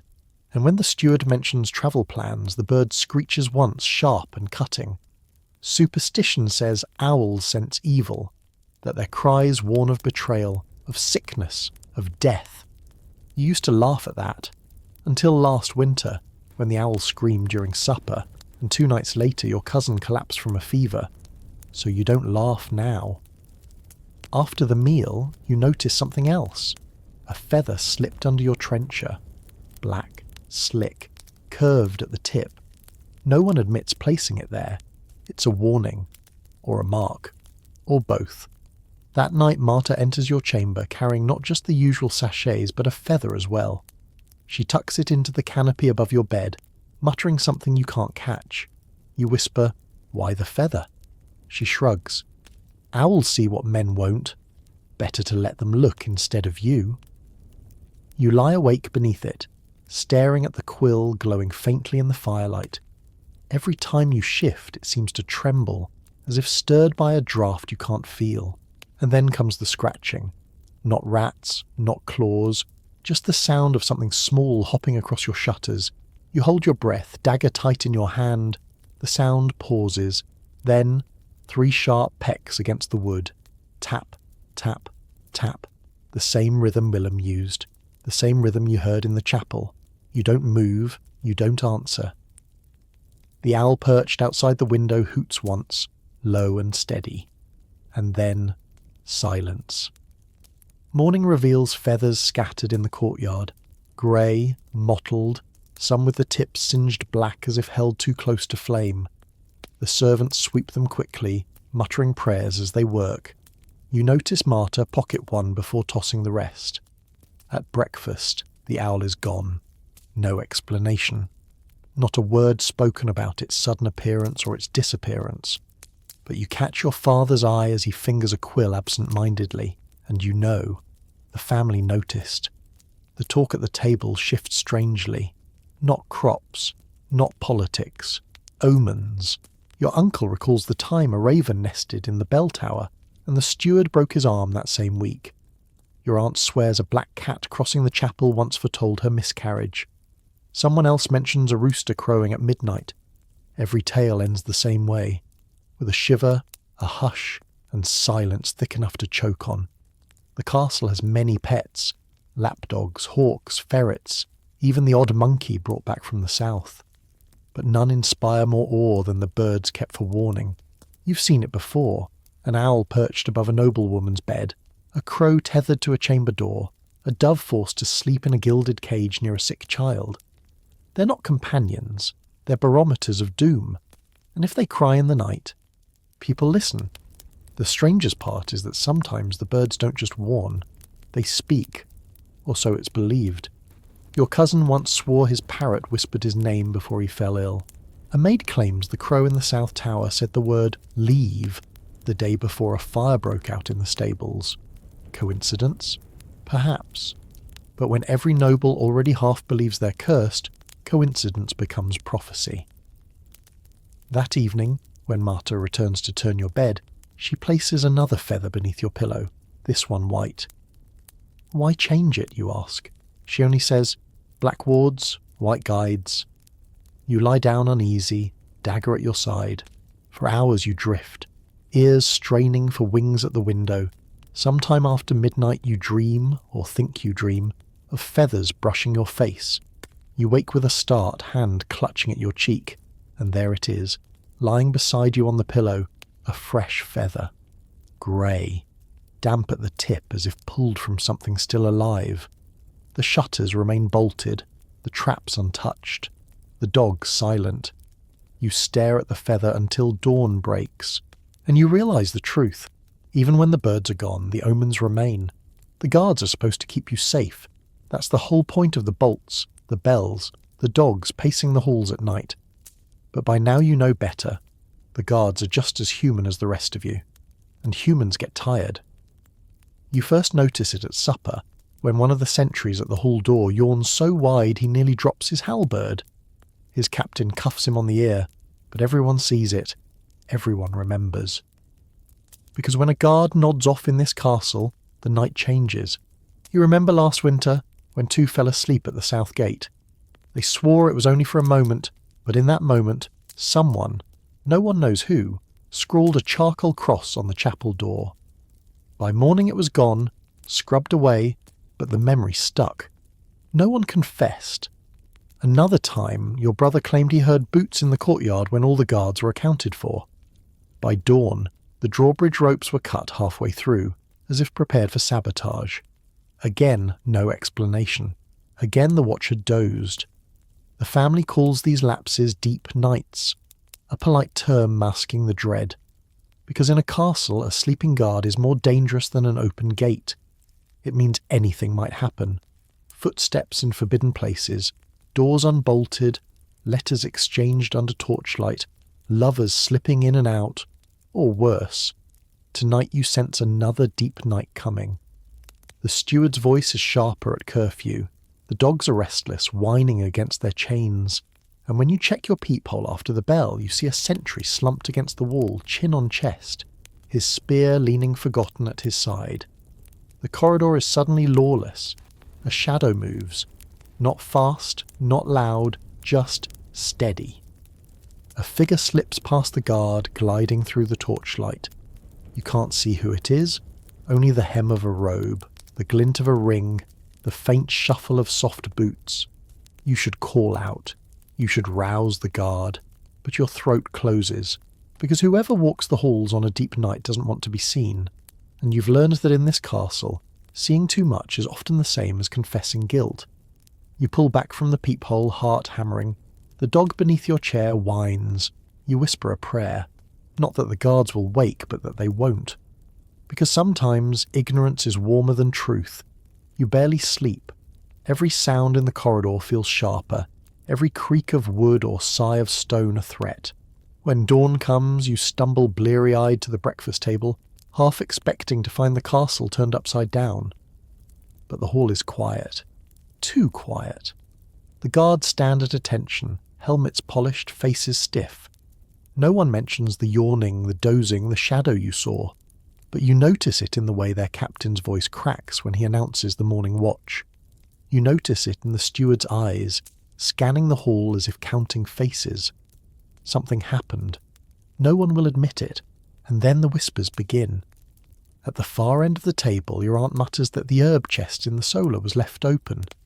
Near the fireplace, a servant claims a tapestry was shifted, as though someone looked behind it. Your cousin insists he heard soft singing in the courtyard, though no minstrel was present. One detail, repeated more than once, makes your stomach turn. The chapel door was ajar at dawn. The chapel is never left open. Your father cuts short the meal. His voice is calm, but his hands tremble as he grips his goblet. The watch failed. There will be penance. The guards bow their heads, already knowing what that means. Penance isn't flogging. It isn't dismissal. It's worse. It's being ordered to the graveyard shift, not guarding the gates or the tower, but the crypt below the chapel. Hours on end alone among coffins, candles and stone. Some don't last the night. The rest emerge pale, trembling, their eyes darting at shadows for weeks afterward. And yet the punishments never stop the lapses. Every few months, another deep night slips through, and with it, another mystery. You think back to the figure you saw. Robe hem, ring, boots. Someone important enough to risk being caught, but confident enough to move while the guards slept. Was it family? A guest? The steward himself? You'll never know. That's the cruelty of the castle. Even when you witness, you don't understand. Later that day, as you cross the courtyard, you see the sentry from the night before, helmet off, sweat glistening on his brow as he hauls buckets to the crypt stairs. He looks up at you just once. His eyes are hollow. And you realise the truth. The guards don't just protect the family, they absorb the family's sins, and sometimes they're sacrificed for them. By now you've stopped hoping for restful nights, but every so often the castle throws something new at you. Not fear, not silence, but noise. It begins with bells. Not the orderly tolls of the curfew bell or the morning call, but sharp, frantic clangs in the dead of night. You wake with your heart hammering, fumbling for your dagger, wondering if the walls are under attack. But there are no horns, no boots thundering through the courtyard, just the bells, ringing wildly, as if tugged by invisible hands. You peer through the peephole and see chaos. Servants stumbling from their pallets, half-dressed nobles spilling from chambers, guards gripping weapons with pale knuckles. And above them all, a boy clinging to the chapel rope, yanking with desperate force. His eyes wide, his mouth open but no words emerging, just the clang, clang, clang. When at last he collapses, the steward rushes forward. The boy is hauled away, limp as cloth. The bells stop, and then comes the silence. In the morning no one speaks of it directly.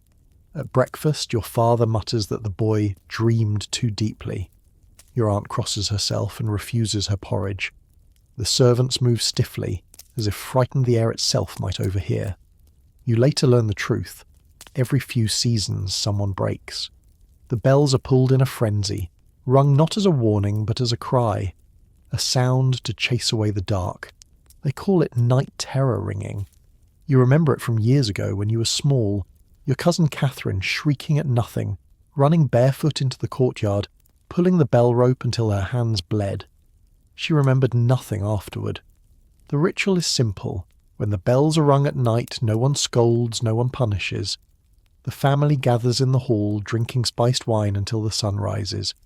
Servants keep vigil at the chapel doors. No one returns to bed. It's both superstition and survival. If one mind snaps, perhaps it's because the whole house has been touched by something. Better to wait it out together than to risk more alone. But the price is exhaustion. For days afterward, everyone moves like ghosts, stumbling through meals and prayers. The castle grows thinner, sharper, more dangerous. You felt it last time. The way tired eyes miss details, the way mistakes creep in. And you know what tired mistakes mean here. Secrets slip. Whispers fall louder than intended. Shadows walk more boldly. Night terror ringing doesn't just keep the family awake, it breaks the castle open. The ringing stops, but the echo lingers.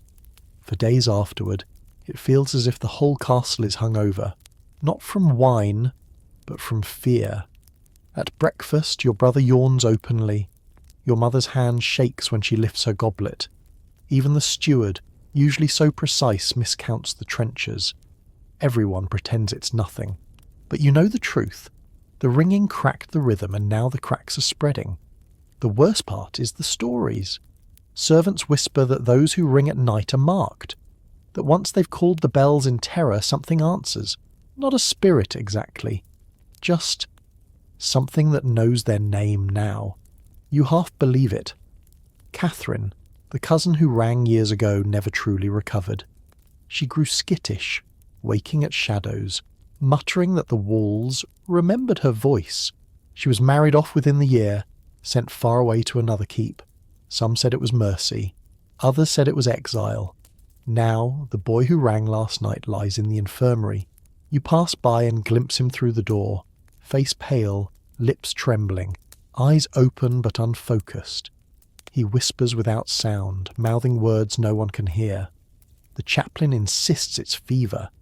The apothecary prescribes valerian root and honey. But the servants cross themselves and mutter, "The bells chose him." You return to your chamber uneasy.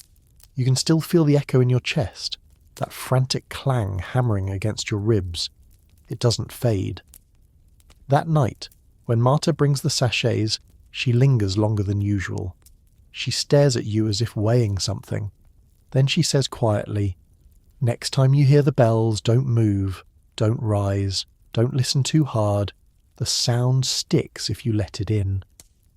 Her warning chills you more than the frost ever could, because you already know you did let it in. You listened. You counted each toll. You watched through the peephole until your eyes blurred, and now, lying in bed, you swear you can still hear it. Just faintly, beneath the silence. Not the memory, not your imagination, but the bell itself. Clang, clang, clang. You bury your head beneath the covers, dagger clutched in your hand, and you pray it's only in your head. By now your nights have blurred into one long ritual. Salt, sachets, dagger, curtain, dread. But tonight something changes. Tonight the family gathers not in the hall, not at supper, but in the chapel. The benches creak beneath the weight of cousins and uncles.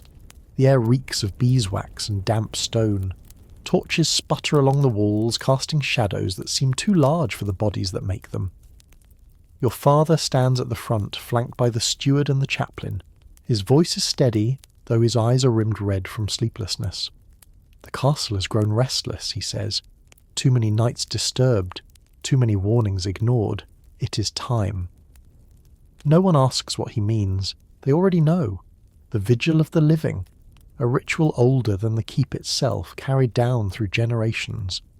Once every few years, when the walls feel too heavy and the nights too sharp, the family gathers to sit awake till dawn, together, united, daring the dark to come closer. It is not prayer. It is not penance. It is defiance. The chaplain begins the chant, low, droning, more hum than hymn. The words aren't Latin. They're older, twisting in your mouth if you try to repeat them. Each family member takes a turn, voice cracking in the cold air until the chapel is thick with sound. Candles are set in a ring around the altar, each one bearing a feather dipped in oil. Black, white, grey. Tokens from the household birds collected over the past season. They hiss and spit as the flames lick them. One by one, the family steps forward to press a hand against the altar stone. You feel the chill seep through your palm into your bones. For a moment, you imagine it clutching back. When your turn is done, you return to your seat and watch the procession. Faces half lit, half swallowed by shadow. Some calm, some terrified, some, like Cedric, smiling faintly as if amused by it all. The vigil stretches long into the night. The chant rises and falls, sometimes fading to whispers, sometimes surging like thunder. Every so often a candle gutter outs, and the chaplain relights it at once, muttering quick words you can't catch. You fight sleep, eyes burning, body heavy. Around you, others falter. Your aunt's head drops forward. A cousin sways in place, nearly tipping his candle. Each time the chaplain snaps them awake with a hiss, warning, "Do not drift. Drifting is invitation." You stare at the altar, at the oily feathers curling in the flames. The smell of burnt quills clings to your throat, and as the hours crawl past, you begin to feel it. The castle listening, as though the very stones are holding their breath, waiting to see if you last till dawn. The vigil drags on. Hours blur into one long hum, the chant vibrating in your bones until you're not sure if the sound comes from the family or the stone itself. Your eyes burn, but you dare not close them. Every time someone falters, the chaplain snaps his fingers, forcing them awake with a glare sharp enough to cut. Your mother sits rigid, ribbons cutting into her arms beneath the layers of her nightgown. Cedric leans forward, chin propped on his hand, his smirk long since vanished. Even the steward, who has seen more vigils than any of you, looks pale and hollow-eyed. Then, without warning, all the candles gutter at once. The chapel plunges into near darkness. The only glow comes from the altar, a single stubborn flame licking at the last feather. For a heartbeat, no one breathes, and then you hear it. Not from the walls this time, from above. The rafters creak, dust trickles down. A sound like wings brushing against stone, too heavy for any bird you know. The chaplain hisses, "Hold steady!" His voice cracks, but the chant resumes, ragged, desperate, rising into a frenzy. You force your eyes upward, straining against the dark. You see nothing, just shifting shadows, beams, and emptiness. But the sound continues, circling overhead, as if something unseen is testing the limits of your fear. Someone whimpers. A cousin, clutching his rosary so tightly the beads snap. The broken string scatters across the floor like teeth. The chaplain seizes the moment. He raises his hands, shouting words you don't recognize, and the family echoes him with hoarse voices. The single flame on the altar flares, as though fed by unseen breath. The rafters groan one final time, then fall silent. The vigil holds. When dawn breaks, pale light seeps through the chapel windows, grey and thin but undeniable. The candles are relit. The family disperses quietly, shoulders sagging with exhaustion. You step into the courtyard, squinting against the weak sun. The frost has lifted. The air feels lighter, freer, though your chest still carries the weight of what you heard. Your father passes you, his face unreadable. "The night is over," he says simply, "for now." No one speaks of the wings. No one mentions the broken rosary. The servants sweep the feathers from the altar as though they were no different from ash. But you know better, because in this castle, every ritual, every silence, every sleepless night isn't just tradition. It's survival. And survival always has a cost. The chapel empties, the corridors grow still, and the castle exhales the long breath it seemed to hold all night. You return to your chamber, moving slowly, as though each step must be placed carefully to avoid waking the stones themselves. The fire has been rekindled, the shutters open just enough to let in the pale morning light. You lie down fully dressed, too weary to undress, too restless to sleep. Your body aches with the weight of every ritual, the sachets, the bolts, the watching, the endless listening. Yet as your eyes close, you realize that even in all the unease, there's something strangely comforting about it. These rituals, bizarre as they are, have kept families alive through centuries of fear, frost, and shadows. They've carried you through another night and into another dawn. Outside, the birds stir. A guard coughs. Somewhere a dog barks, thin but insistent. The castle lives again, its rhythms resuming. You drift on the edge of waking and sleeping, carried by the steady hum of a household that has endured more than it will ever admit. For now, the danger is past. The bolts are strong, the walls are watchful, and the morning sun is on your side. So let your breath grow slower. Let your hands loosen their grip. Picture the flicker of firelight fading into the soft glow of dawn, until the shadows blur into nothing at all. You're safe for tonight. Safe enough to rest. Safe enough to let go.